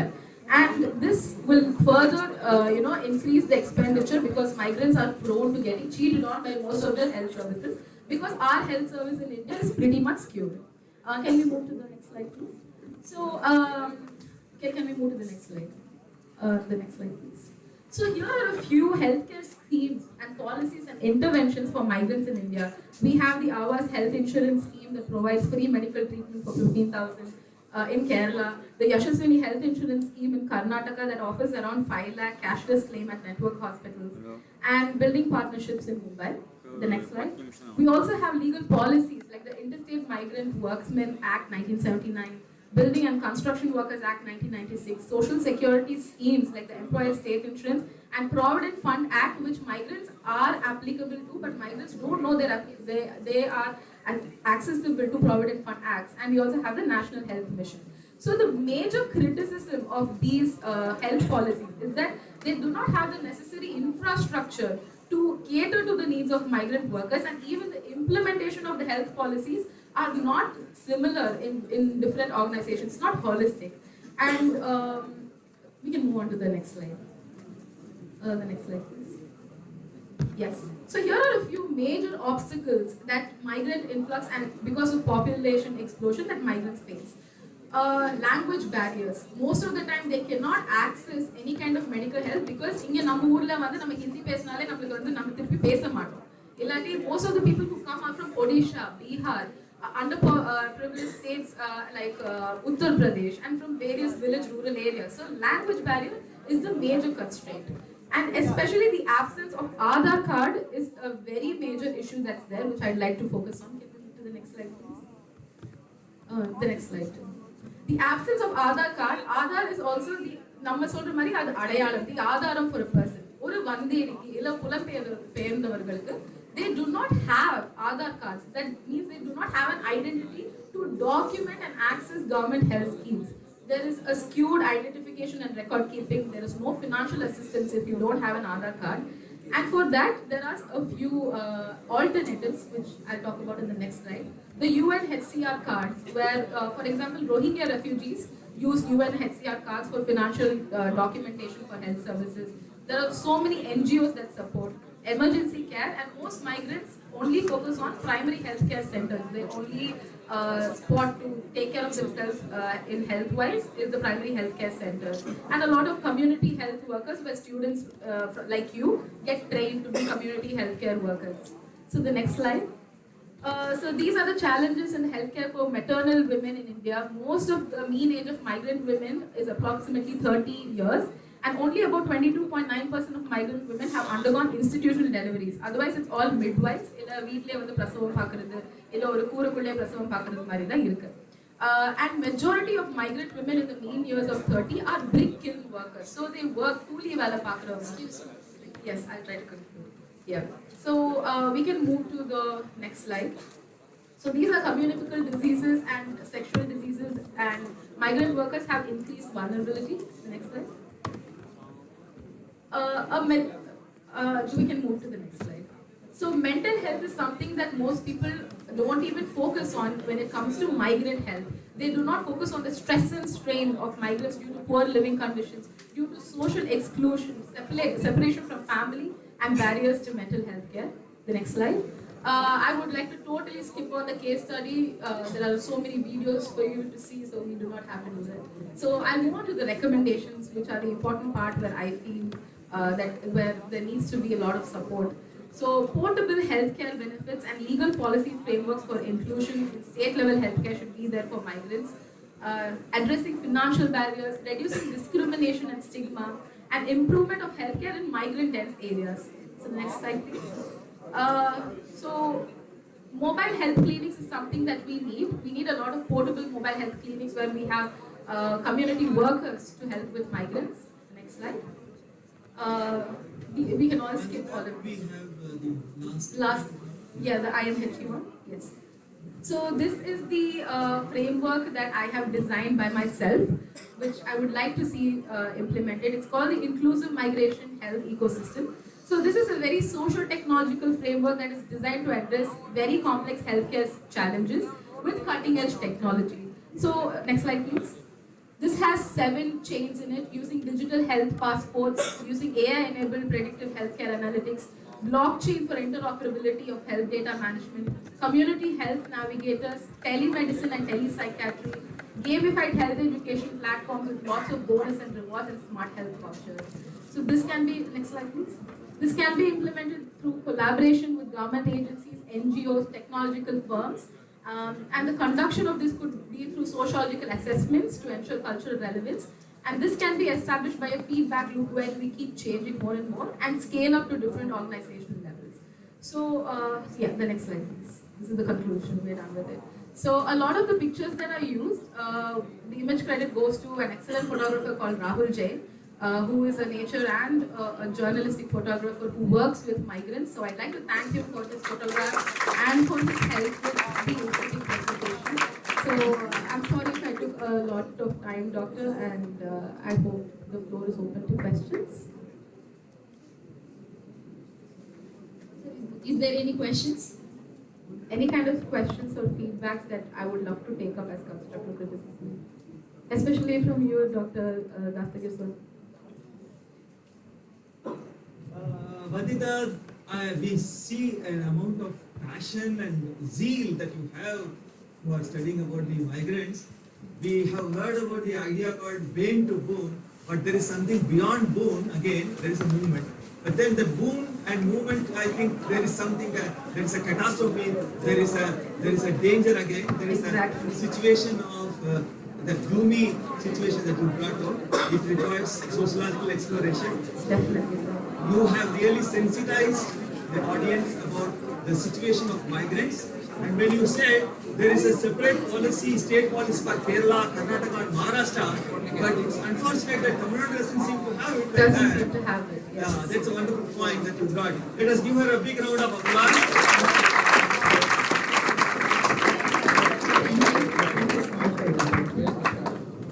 Thank you all for a remarkable session on demographic trends and population explosion. Gratitude to the chairperson, Dr. K. Gulam Dastagir sir, insightful speakers, engaged participants, and the organizing team. Your contributions have made this discussion impactful. Let's carry forward the session. And now I'd like to call upon Kausalya ma'am for giving certificate to the resource person.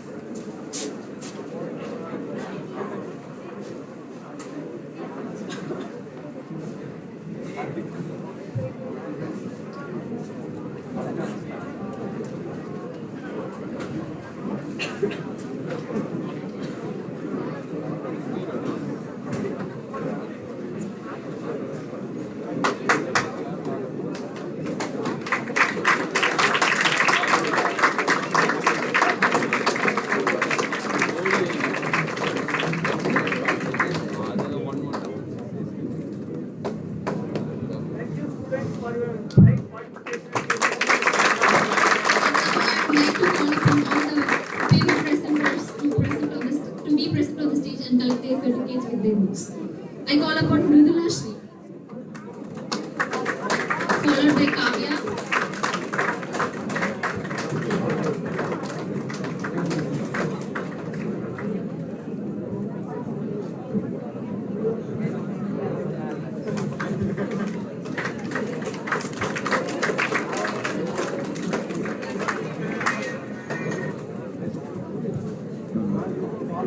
Shubhashri,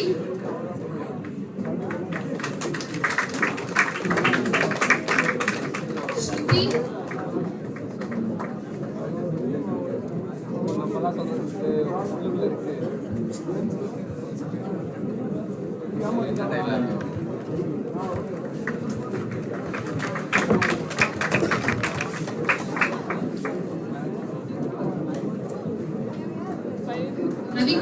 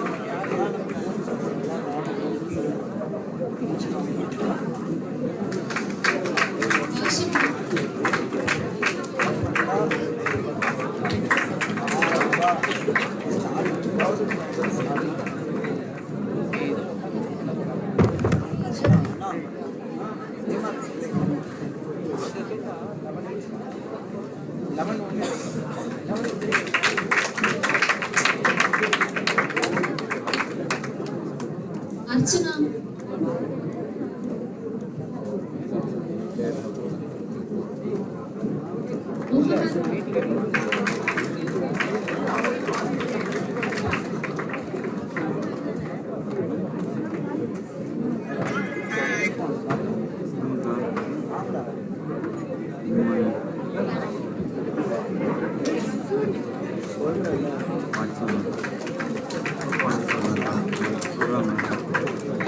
Vandita.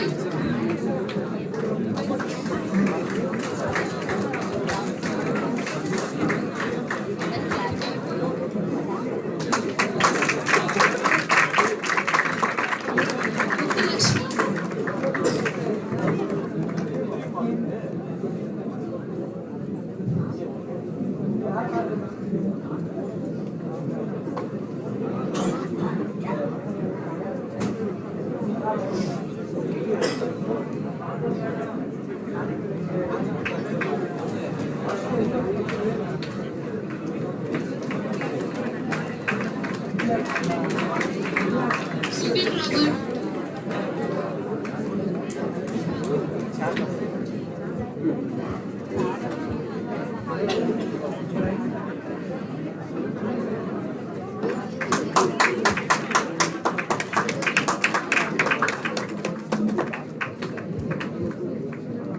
Ranjit Kumar.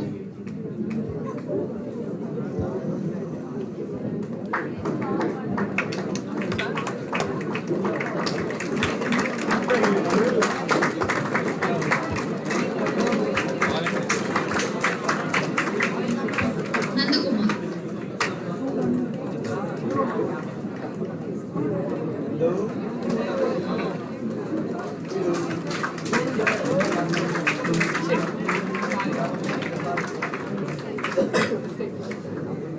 So those who received the books, please go down to the volunteers and sign in the paper. And until next time, thank you everyone.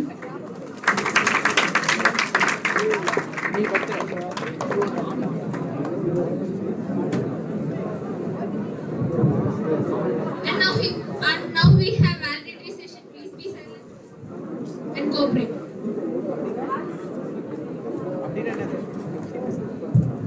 உங்களுக்கு help பண்ணியா camera மாட்டில இந்த camera connect பண்ணிட்டேன் இதை மட்டும் அப்படியே focus பண்ணிட்டீங்கன்னா போதும் சரி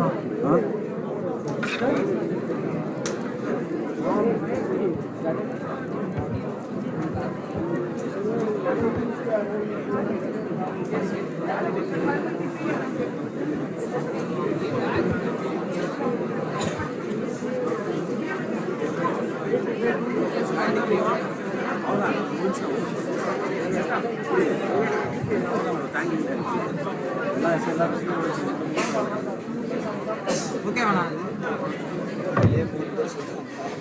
பர்ஃபெக்ட்லா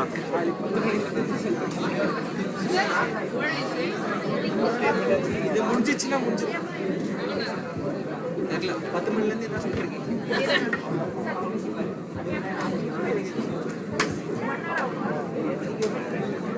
இந்த ஆடியோ கேட்கும் ஆடியோ வராது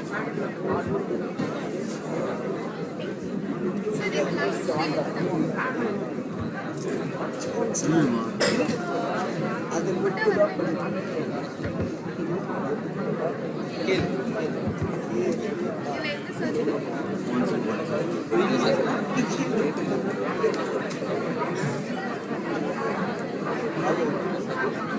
தம்பி ஃபோக்கஸ் பண்ணி கரெக்டாக பண்ணிடலாம் வேலை ஏற்ற முடியும் stand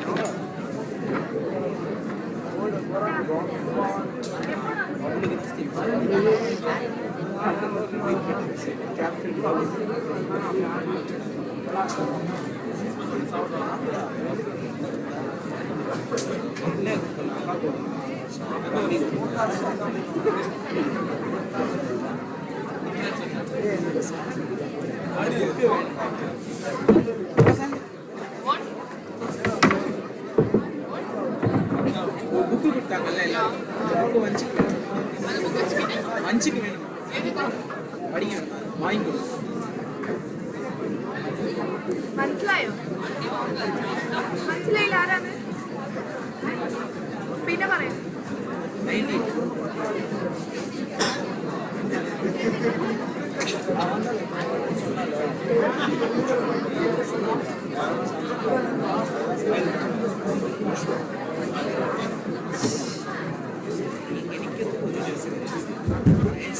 Guys, I'm expecting your sincere cooperation and I'm very thankful for your act. Like you cooperated very well in the plenary session and I expect the same cooperation in this valedictory session too. So, respected Secretary of our college, Dr. Ashok Kumar Mundraji, respected Principal, Dr. S. Santosh Babu sir, respected Convener and our beloved Head of the Department, Dr. C. Siddhaparanathan sir, respected Organizing Secretary and our strong pillar of support, Dr. I. Janita Mary ma'am, all other teaching and non-teaching staff members, and last but not the least, my friends and students, a very warm and hearty welcome to one and all present here. I am Ravi Kumar from the Department of Sociology, the Master of Ceremony for this valedictory session. In this stage, I would like to thank my proud Sociology Department for conducting this enlightening conference and for this wonderful opportunity that they gave to me. So without wasting any further time, I would like to invite Mr. S. Aragesan, Assistant Professor, Department of Sociology, DG Vaishnav College, to deliver the welcome address.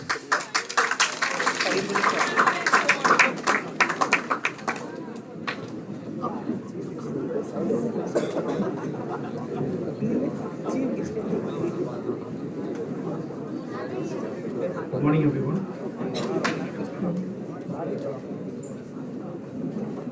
It's with pleasure to extend a warm welcome to each one of you gathered here for the valedictory session of two-day national conference on society in flux, reshaping effects of population explosion. We are honored to have with us our esteemed chief guest, Dr. T. Mohan, the principal of Sri Kanyaka Parameshwari College of Arts and Science for Women, Chennai. Your presence adds great significance to this occasion.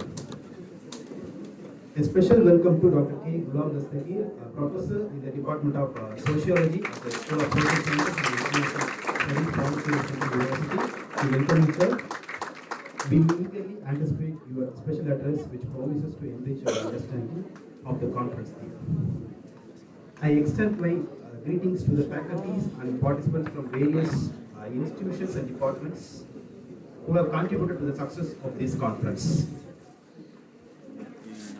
A heartfelt welcome to our respected head of the department, Dr. Siddhaparanathan sir, my esteemed colleagues, and last but not least, my dear students whose enthusiasm and engagement have made this event truly remarkable.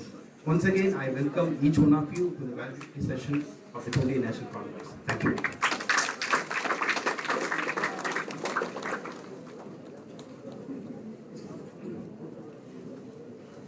Now I would like to invite the head of the department, Dr. C. Siddhaparanathan sir, to present the honorary memento to the special guest, to Mohan Sri ma'am. Sir, please.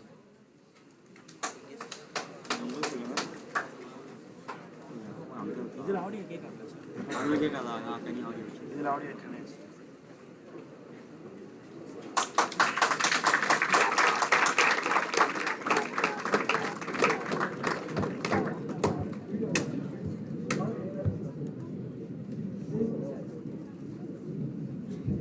We do have another memento. I request the organizing secretary to present the honorary memento to our second special guest, to Dr. Dastagir.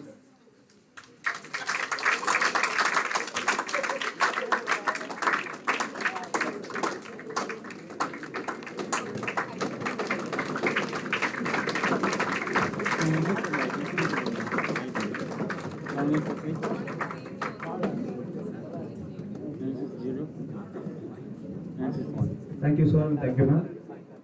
John. Now I consider it a great honor to welcome our special guest, Dr. K. Gulam Dastagir, Department of Sociology, Pondicherry Central University, on the stage to deliver the special address. Sir, please welcome.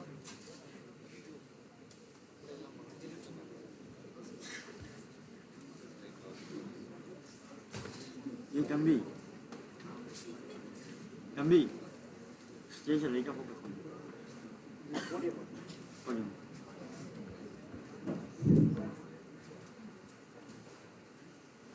morning. Good morning, sir. Respected Principal, Center of History College, Dr. Mohanashri, the Head of the Department of Sociology of D.J. Vaishnav College, Dr. Chidabrahadam sir, the Secretary of this conference, Dr. Janita, Madam, and the fraternity faculty of the Department of Sociology, the colleagues from other institutions and departments across, the research scholars from various institutions who are gathered here, and my dear students. It gives me an immense pleasure to be here before you to join you in this an august and wonderful national conference that the department has proudly organized. The credit goes to the department faculty and a best appreciation to all these students who have done a great job. I would say this is fabulous, my dear students.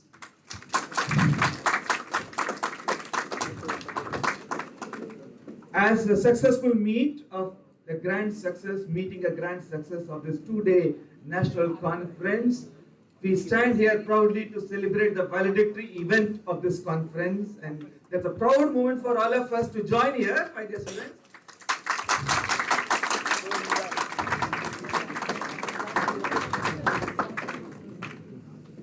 So, my dear students, then the title of this conference, I keep on reflecting a wonderful title that you guys have coined. I don't know who coined it. Society in Flux: the reshaping effects of population explosion. Well, my dear students, the society in flux has been the theme of sociological discourse right from the time sociology was born, that we know that. Sociologists right from the beginning, Auguste Comte spoke about the law of 3 stages.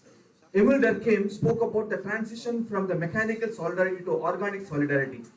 Ferdinand Tönnies spoke about Gesellschaft to Gemeinschaft to Gesellschaft. And we had the Herbert Spencer speaking about militant to industrial societies. And various scholars have been pondering upon the transition that has been happening in the society. This has been the core idea that the sociological discourse has engaged itself for the past 200 years or so. And bringing back to that idea of transition of society in the form of talking about the flux that we experience, and putting that in the paradigms of demography is another invention and innovation of the Department of Sociology, D.J. Vaishnav College. Let me give a big round of applause.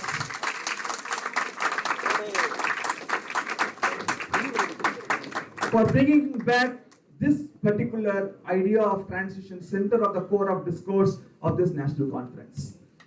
My dear students, the very title of the conference is suggestive of the fact that population explosion is a matter of fact is shaking the entire world. The entire globe is subjected to this transition, and this entire globe is affected by population explosion, which is a subject of global concern, my dear students. And that has put in not only social scientists and particularly sociologists into the mainstream thinking of how do we tackle it. But talking about this conference theme, I would say the reshaping effects of population explosion. When we say we are now focusing on the effects of population growth, more into that, I would say society is undergoing a change. Thereby, the Department of Sociology has put population explosion as an independent variable and the society as a dependent variable. And there we see how is it being made possible. I would like to take you to the terrain of understanding this discourse with the 2 important key variables, my dear students, to make it simple for our understanding. Let us take the idea of what we call it as gender. In terms of gender, what is the social flux that society undergoes? As we know, for a long time, every human society, entire world, has experienced patriarchy. It is not about developed country or underdeveloped country or a developing country. Including developed nations also have this patriarchy, my dear students. There is no exception. Gender discrimination has been an universal fact, and that we have seen, as we know, not only in India, but Africa, China, and various other South Asian countries and Asian countries have been in the practice of what we call it as female infanticide. Have you come across this? Female infanticide and female feticide. These were the two forms of what we call it as conscious mortality or conscious murders that were happening at the time of birth.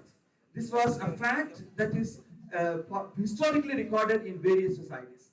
This was the reason why there was a skewed population growth where population of girls were always lesser than boys.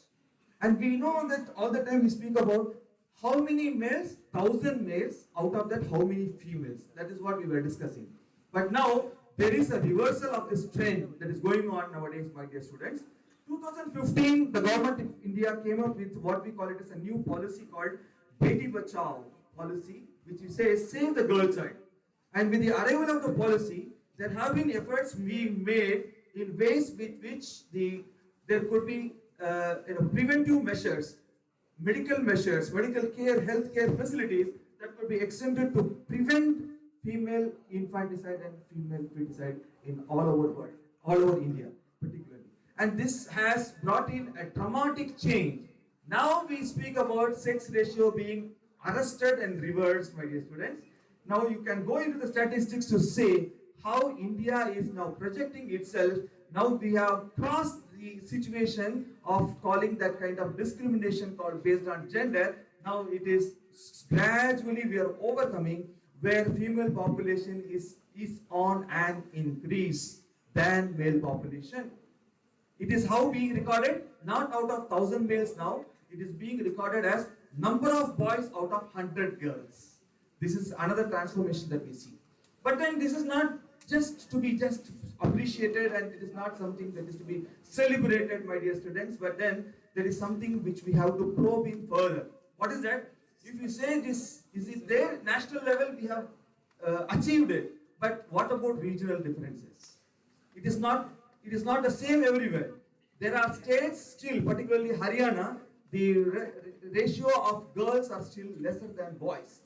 This is the gender discrimination which is still on, which has to be tackled when we grow up the population. Along with that gender discrimination, we have the graying of population in which more number of women are present. Now when aging takes place, aging is more for women than men. Then again there is a feminization of aging which has happened in society. Similarly, we have various gender aspects that get into the population flux or population explosion, the society in flux that is happening, which includes assistive reproductive technology. We have surrogacy and various other forms of pregnancy which particularly affect women. So maternal aspects do affect women and fertility aspects do anchor upon women, and all the way the population is looking like a gendered subject. Having spoken about this gender dimension of this population explosion and the society in flux, now I would like to take you, my dear students, to another important concern that all of us need to understand. Some of our students were trying to echo this particular concern in their papers when they spoke about environment, ecology, etc. Do you know, my dear students, do you know there is a search going on? Where do we relocate human population?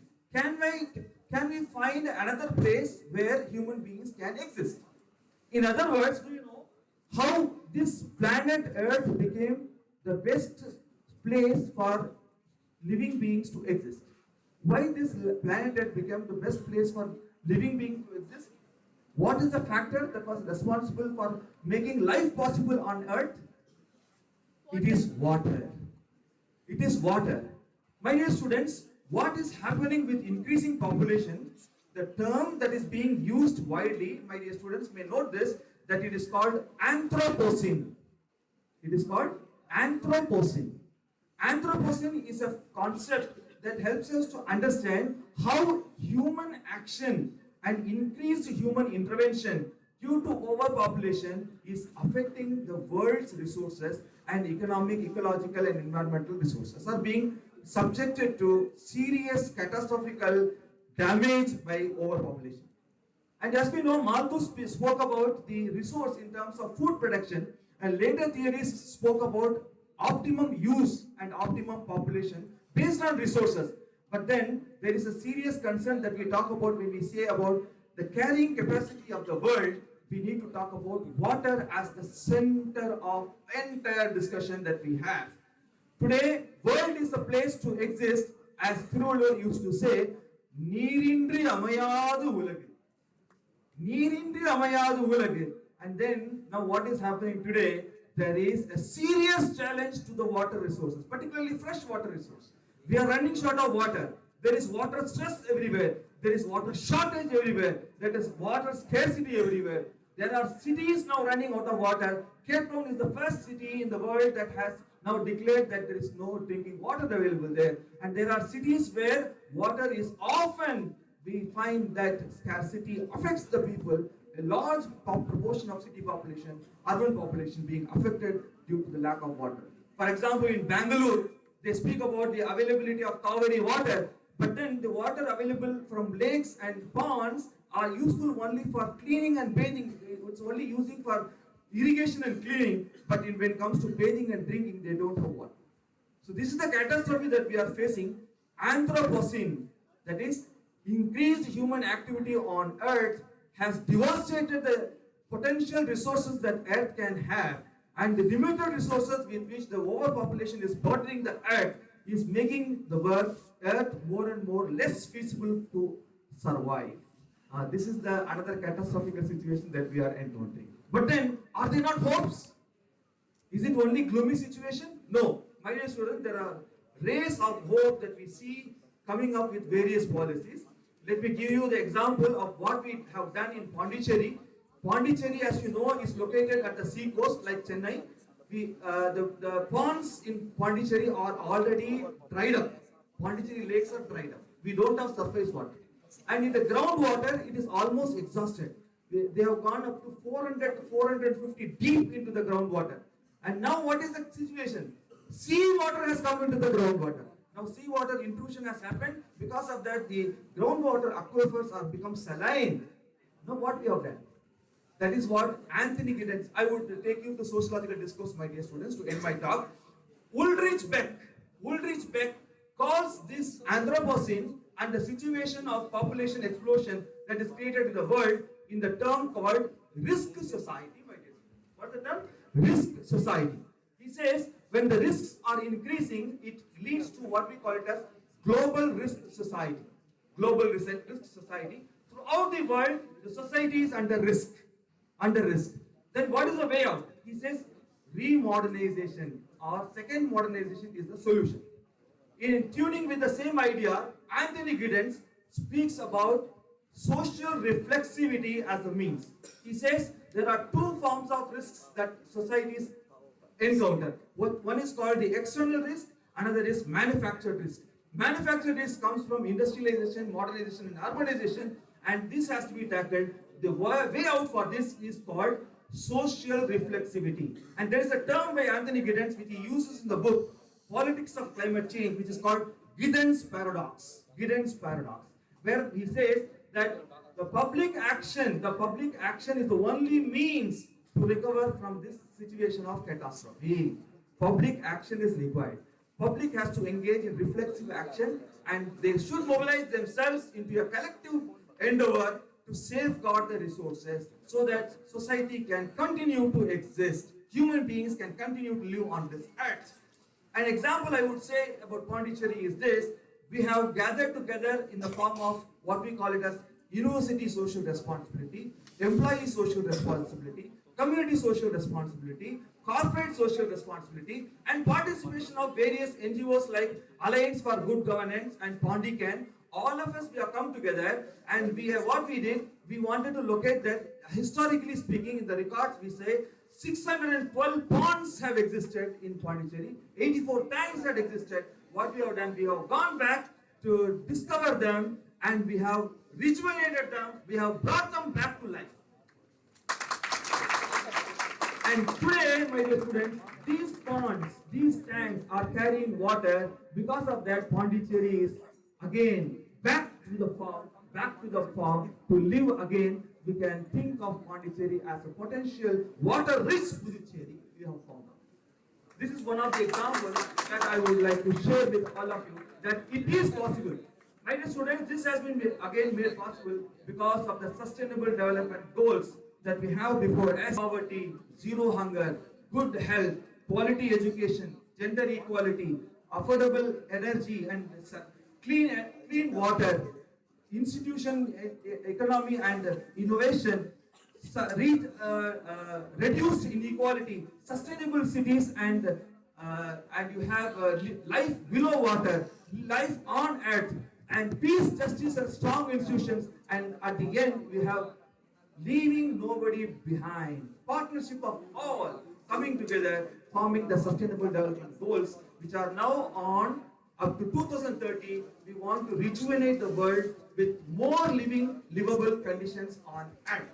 And that is possible with what is called, let us come together, let us join together, let us move together and make that world successful and make it livable. Wish you all the best, and I would like to take this opportunity to congratulate the management of this college, the principal, the Department of Sociology, head of the department, faculty, the students of the Department of Sociology for coming up with a wonderful national conference, as well as giving me a chance to present here. Thank you so much. Wish you all the very best.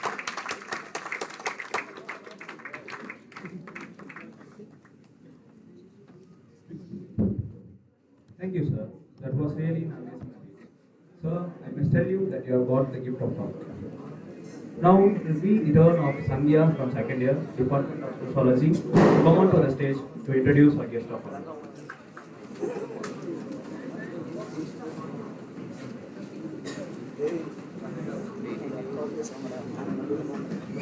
Good morning everyone, I am S. Sandhya from second year BA Sociology. I am very delighted to introduce our chief guest for this session, Dr. T. Mohanashri, Principal of Sri Kanyaka Parameshwari Arts and Science College for Women, who has warmly accepted our invitation to join us today.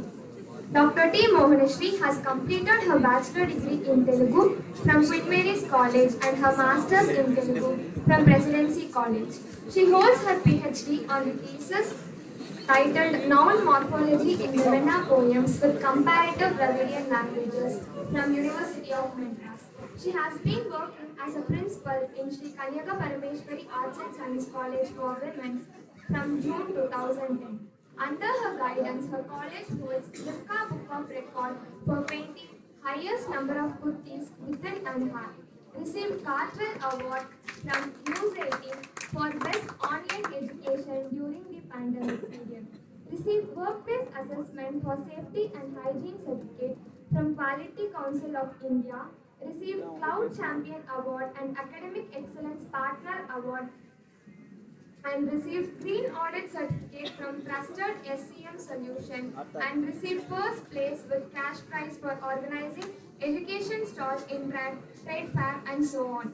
She, as an academician, received 30 various awards as a Best Principal, Best Teacher, and Empower Women Award from Lions Club, YMCA, IRDP, Arya Vaisya Mahila Sabha, including Dr. APJ Abdul Kalam Best Teacher Award. She has delivered 25 radio talks, 11 paper publications, and 33 paper presentations. She has served as a chief guest, chairperson, and resource person in 21 events, and as a speaker in 5 special programs as Sadhana, organized by H.H. Sri Sri Trinandi Sriman Narayana Ramanuja Chinna G.S. Swami Vani. She is a rank holder in Master of Arts, Bachelor of Arts, and secured state first rank in Advanced Telugu in higher secondary examination, and won second prize twice in state level essay competitions conducted by Nitya Nutana Monthly Magazine. She was appointed as a principal selection panel member at St. Anne College 2019, ex officio member University of Madras Academic Council since 2011, Member at Sarvodaya Women's Hostel, member of Review Committee in TTD SV Bhakti Channel, Planning Board member of Tamil Nadu Open University as a governor nominee, nominated as University representative on the governing body of Indra Institute of Management and Research. She has been a founder of Shrestha Seva Sangam and committee member of Women's Wing in Sri Govinda Pattabhisheka Seva Sangam. We are very much honored to have you with us, ma'am. Let us give a round of applause to welcome our chief guest. Thank you.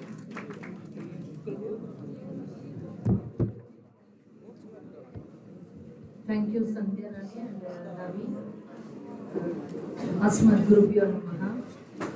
Just I thought I prepare one paper, okay? Special next and validatory address. But I sat there and I attended her paper, and after Gulam sir's speech, nothing to convey. Nothing to convey. It's not, but not least, I want to, just for two things. When our constitution was formed at that day, 26th, January 1950, what is the principle of that constitution is food for everyone, shelter for everyone, and needs, basic needs for everyone. Whether we reach that level or not is only one question. I got state level second place in essay writing at the time of I was in MA, received that award from Governor Bhishma Ramayan Singh and that time Tamil Nadu Governor.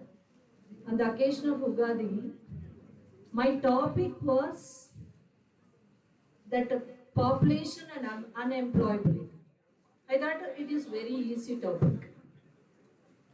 Then once again I received award for the topic youngsters and drugs. I don't know the drugs and all, but I gone through, I went on, I searched so many library, like that I took interview those days. It is not easy to get interview. I visited Poets Garden and all.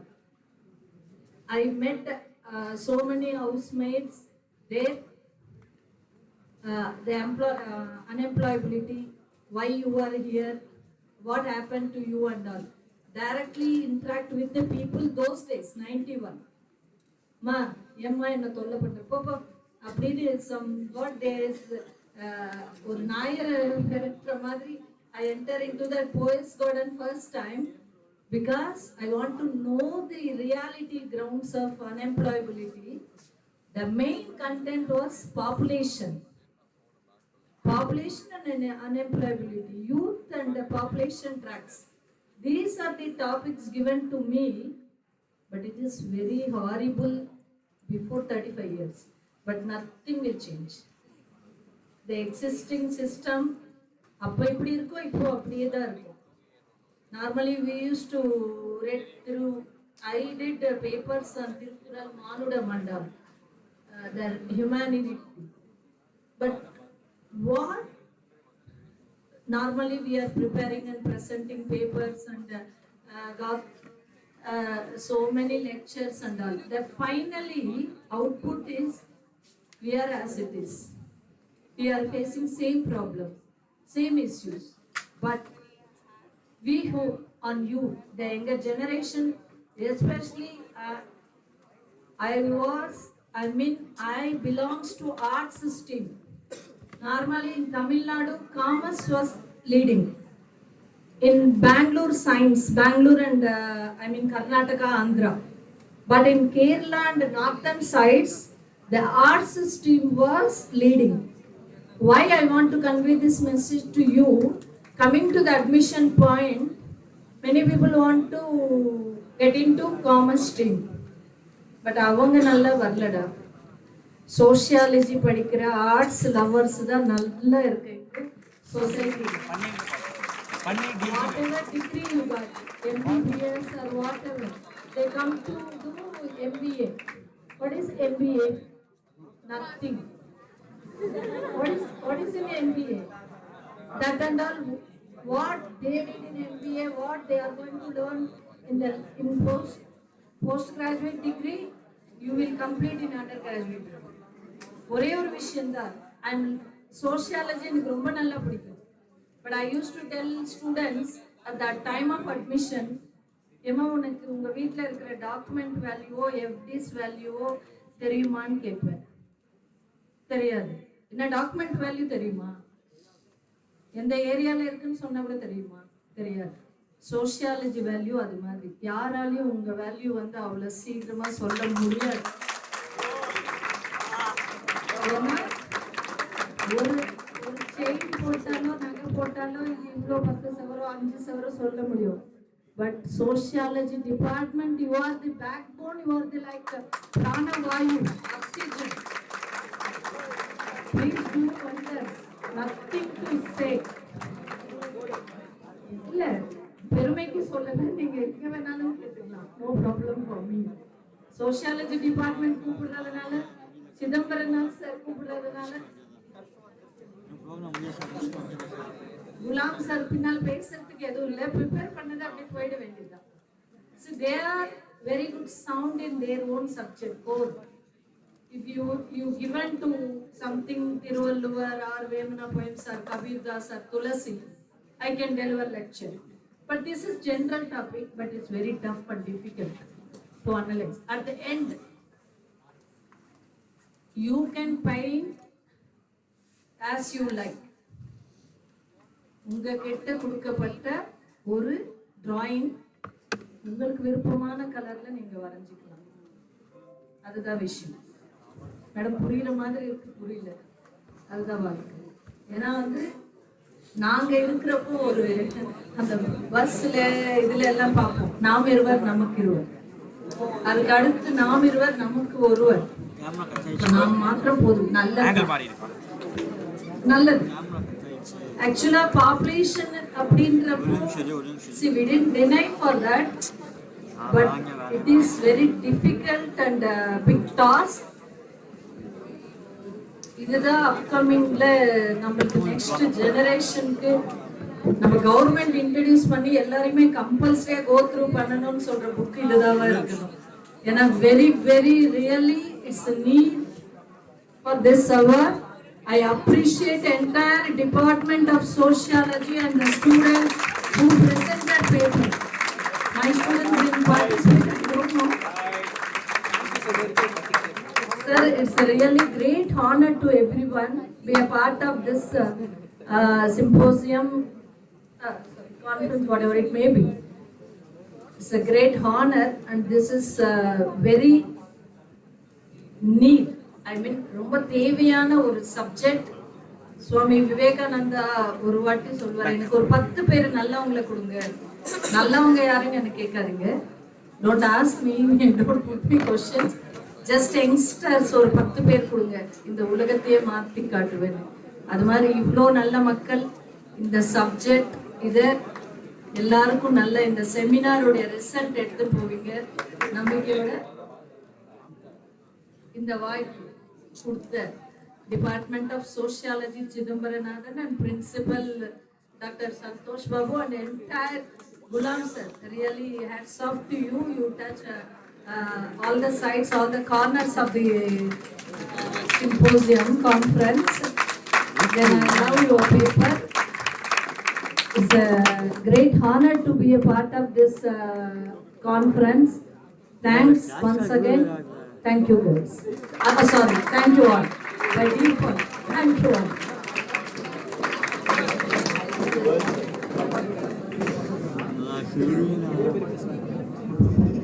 Thank you, ma'am, for your influential message.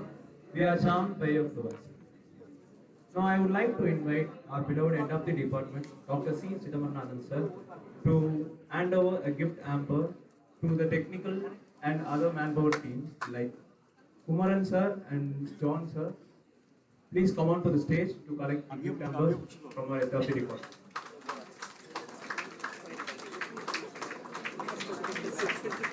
So Kumaran sir has made a very extraordinary contribution by means of providing effective manpower.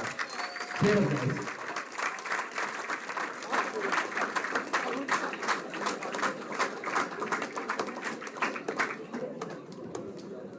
John sir, our technical team, please come on to the stage to collect the gift hampers.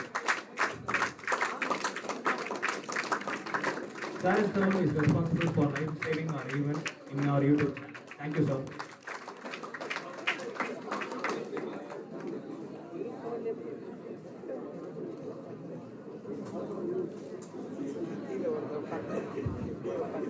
Now it's the time to issue the certificate for all the participants. I request Dr. Mohanasri, Principal, Kanyaka Parameswari College, to issue the participant certificate to the college students. I request the representatives from Madras Medical Mission College, MOP, Presidency College to collect their participation certificates.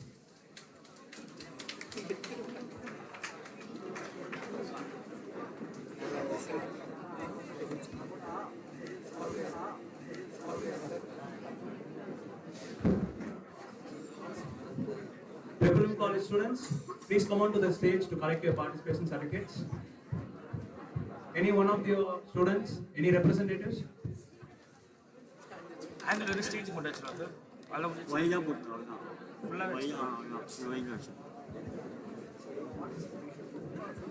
Representative from MOP College, please be ready to collect your certificates.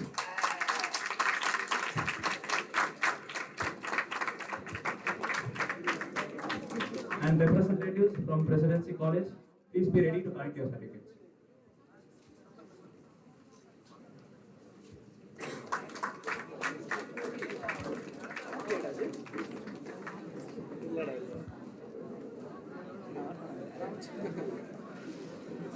Okay lah.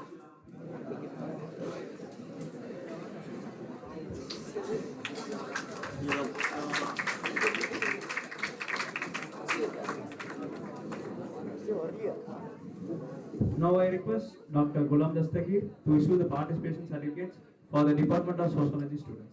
The representatives from first year, second year and third year are requested to come to stage to collect the certificates. First year, guys, please come fast.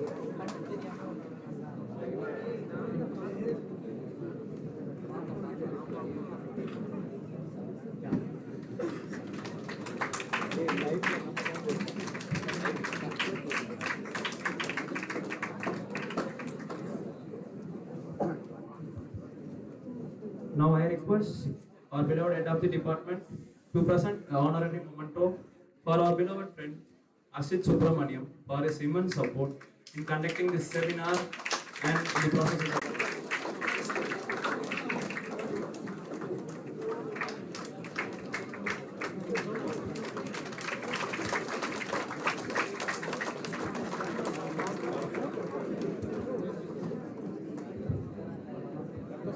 Now it's time for the concluding session. So I request Vasini from first year to share his valuable feedback about the seminar.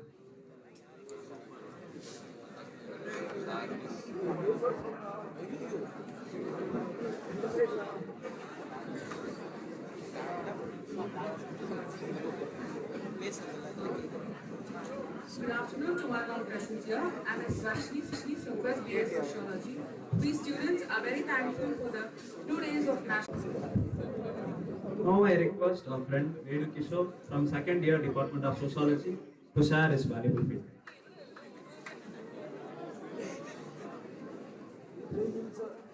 Good morning, friends. I am Vedu Kishore from second year BA Sociology. Thank you, Dr. C. Sir and organizing secretary Jenny ma'am and the doctor for coming up on this event and making up a good quality one. And I request to I congratulate all the participants and all the paper presenters for coming up and giving up a valuable lecture to us. Thank you very much.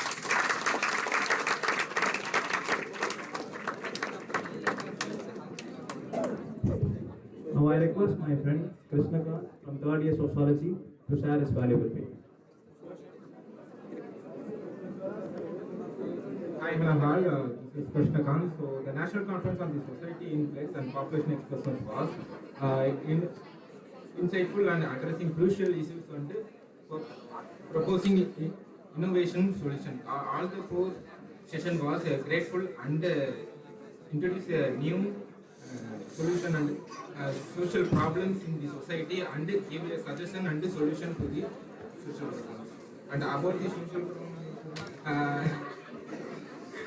the diverse perspective shared the fostering meaningful discussion and paving the way for collaborative effect to address the challenges posed by population growth. However, the focus by focusing on actual outcomes and the implements in the sustainable strategy be key to effectively reshaping our society. Thank you.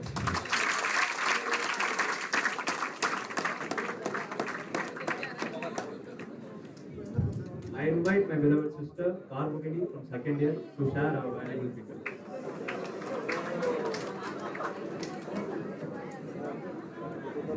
Good morning, everyone. This is Karmukini from Department of Sociology, Society in Flux. The reshaping effect of population exploration offer the dynamic platform for insightful discussion on the societal impact of population growth. With expert speakers and the diverse perspectives, the conference provided a comprehensive exploration of the topics. Organizational excellence was evident throughout, although more audience interactions could have enhanced the engagement. Overall, it was a valuable and enriching event for the academics and practitioners alike. Thank you.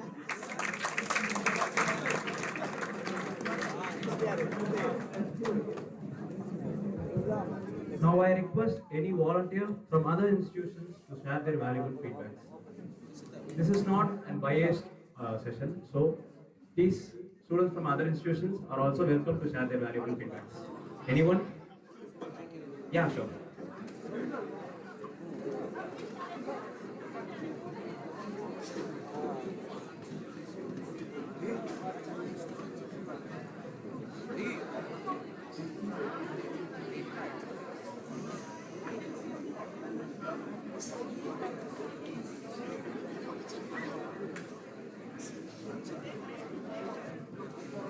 So happy day all.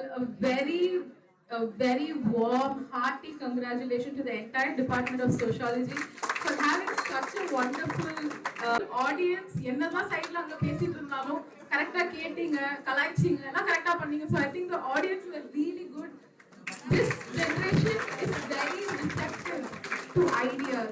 As sociology students, I think all of you are from sociology here. As sociology students, you have the power in you to bring out new ideas, to bring out change. You have social media, Instagram, Facebook. You have deep fake in your hand. Think of all the good things that you can do for the betterment of sociology, right? So I think all of you are on the right path. DG Vaishnav is an amazing institute. I've been here quite a few times, and it is an institution for excellence as my alma mater being MOP Vaishnav itself, as a Vaishnavite sister. I thank the entire institution for this amazing event. And kudos, I would love to keep coming for more conferences. Thank you, ma'am. Beautifully done. Absolutely beautifully done. The takeaways were a lot because we could see a variety of, research topics. So it wasn't generalized, it was very broad. There was a lot of scope that I'm sure everybody could have a takeaway from it. I had a lot of takeaway. So yes, ma'am. Thank you so much for giving me this opportunity. Thank you. Thank you, Monica ma'am. Thank you, Dr. Sir, and thank you so much. Thank you, ma'am. Thank you, wonderful audience.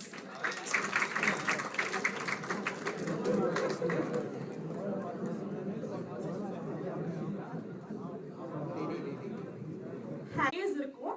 இந்த 2 டேஸ்ல பாத்தீங்கன்னா சோஷியாலஜினா என்ன நான் ரொம்ப நல்லாவே கத்துக்கிட்டேன். நான் வந்து செகண்ட் இயர் படிக்கிறேன். ஸோ செகண்ட் இயர்ல பாத்தீங்கன்னா பேப்பர் பிரசன்டேஷன் பண்ணணுமா அப்படின்ற ஒரு கன்ஃபியூஷன் ஸ்டேட்ல இருக்கிறேன். எனக்கு பாத்தீங்கன்னா சோஷியாலஜில ஃபர்ஸ்ட் இயர் தான் படிக்கிறாங்க, அவ்வளோ அழகா வந்து பேப்பர் பிரசன்டேஷன் பண்றாங்க. எப்ப நான் இப்போ செகண்ட் தான் படிச்சுட்டு இருப்பாங்க, எப்படி இவ்வளோ அழகா பேப்பர் பிரசன்டேஷன் பண்ண முடியும், இவ்வளோ போல்டா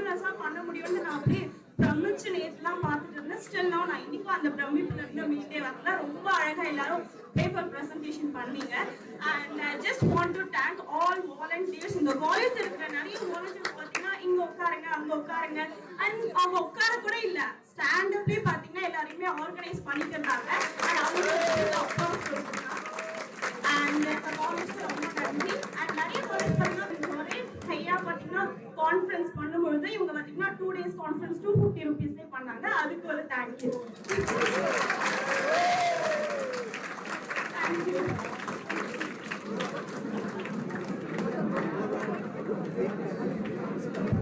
Thank you, guys. Any other volunteers from other institutions? Okay.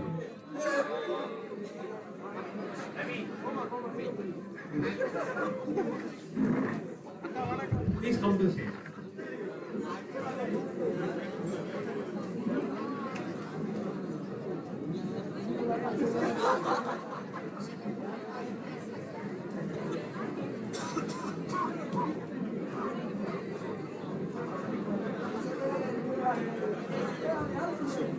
Good morning everyone. I am Joshika, first year student from Department of Sociology, Queen Mary's College.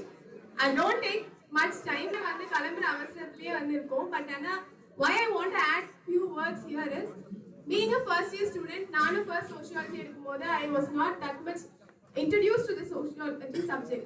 But here in the conference, this is my first conference I was attending and presented a paper also. Here it is very dear to my heart. ஏன்னா இப்போதான் வந்து நம்ம வந்தபோது நிறைய வந்து first இயர்ஸ்லாம் பண்ணது, அதுக்கப்புறம் இங்க இருக்க சீனியர்ஸ் நிறைய பேப்பர் பிரசன்டர்ஸ் வந்து the presentation everyone given was very good and the discussion part. Apart from the presentations, அதுக்கப்புறமும் கூட நிறைய பேர் வந்து இன்ட்ராக்ஷன் அப்படின்றது பண்ணாங்க. அவங்களோட டிஸ்கஷன் அப்படின்றதுலாம் ரொம்ப நல்லா இருந்தது. I definitely want to congratulate the management and the organizing committee for organizing such a wonderful event and conference. Because in the 2 days conference, நிறைய takeaways எல்லாருக்குமே இருந்திருக்கும். And from my sincere thanks to the volunteers and all the paper presenters. இதே மாதிரி உங்களோட also from our HOD ma'am, congratulations to the D.G. Vaishnav College from Queen Mary's. Thank you. Friends, now I request you to lend your ears for the concluding remarks by Mrs. M. Kausalya, Assistant Professor, Department of Sociology. Ma'am, please come to the stage.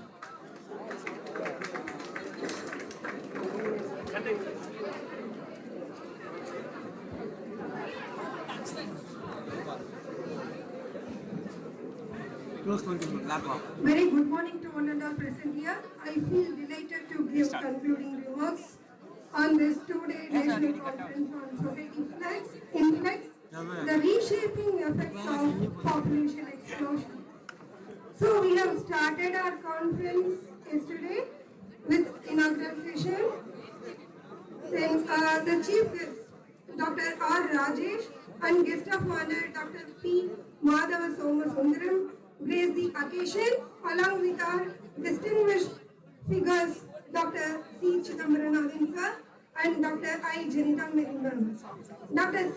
Chidambaranathan sir highlighted the population explosions, alarming menace to the environmental damage, and Dr. I. Jenital Meriman elaborated on the economic development, health, and population explosion and its societal impacts. Then the dignitaries unravel the conference book, shedding light on the intricate web of social effects resulting from the population explosion. In the keynote address, Dr.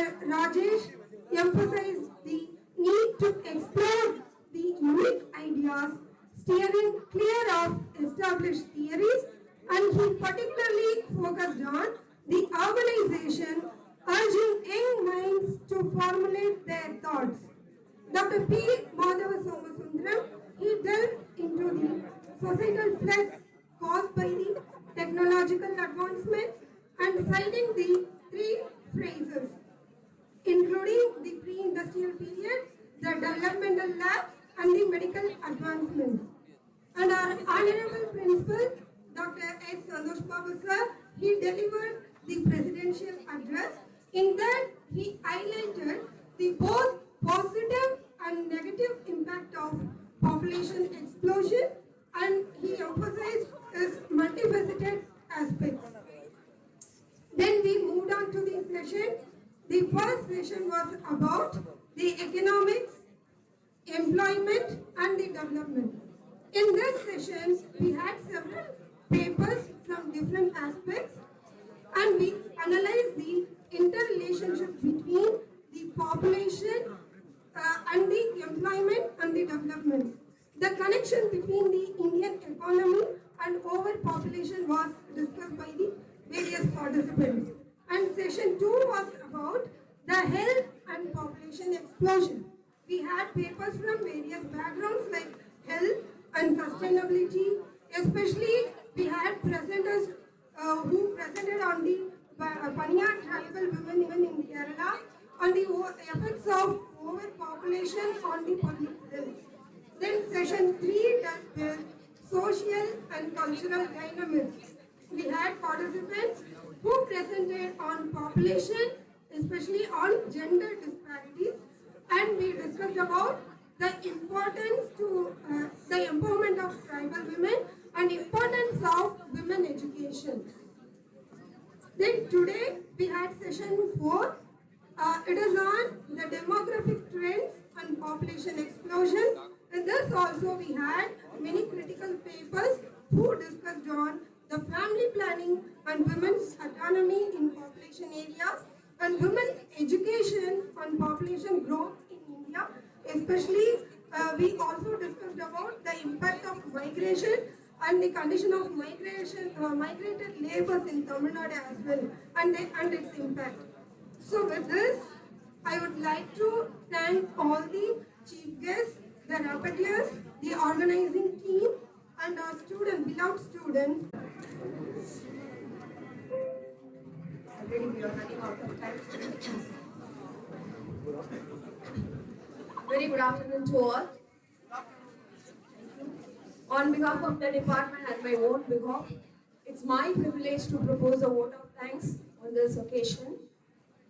Let me first of all start by giving glory to the Almighty God for making this 2 days national conference a resounding success, I hope. First and foremost, I thank our management, secretary, our principal for their support, guidance, and encouragement. I am grateful to Mr. Dr. Madhava Somasundram, who delivered the keynote address on the inaugural session. Despite his busy schedule, he found time to grace the occasion. And I also express my heartfelt thanks to Dr. Rajesh, Dr. Adi Narayanappa, Dr. Sundar Rajan for their valuable support and commitment.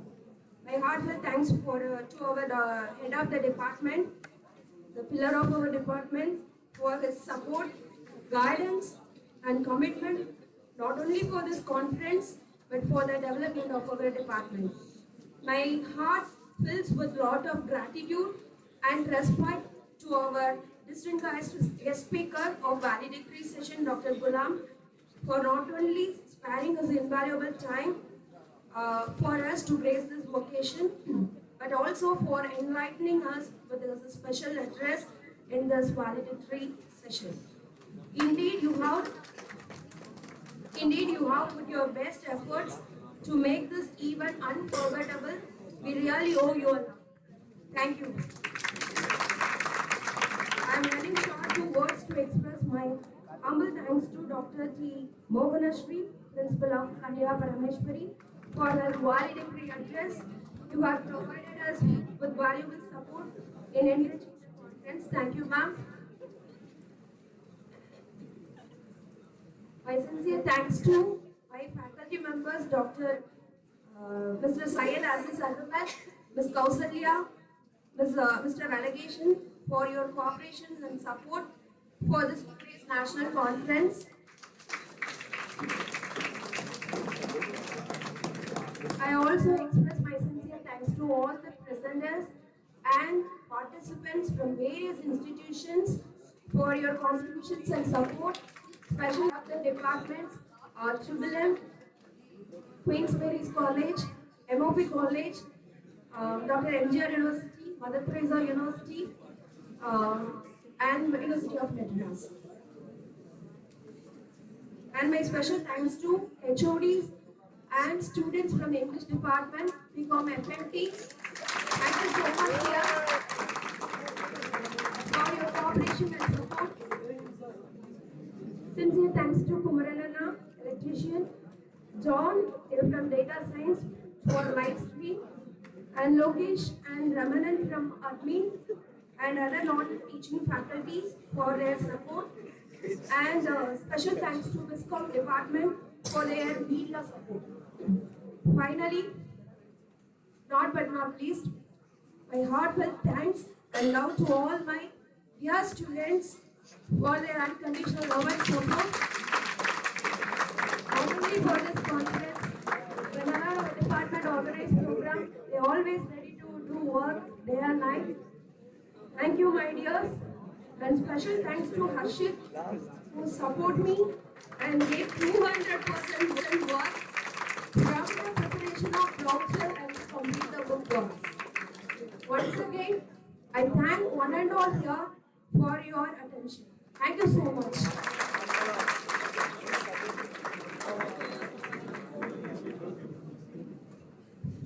Thank you, ma'am. Before we disperse, I wish to say it has truly been an honor to be a part of such an accomplished gathering. Thank you guys for making this event a memorable. Now I request everyone to stand straight for the national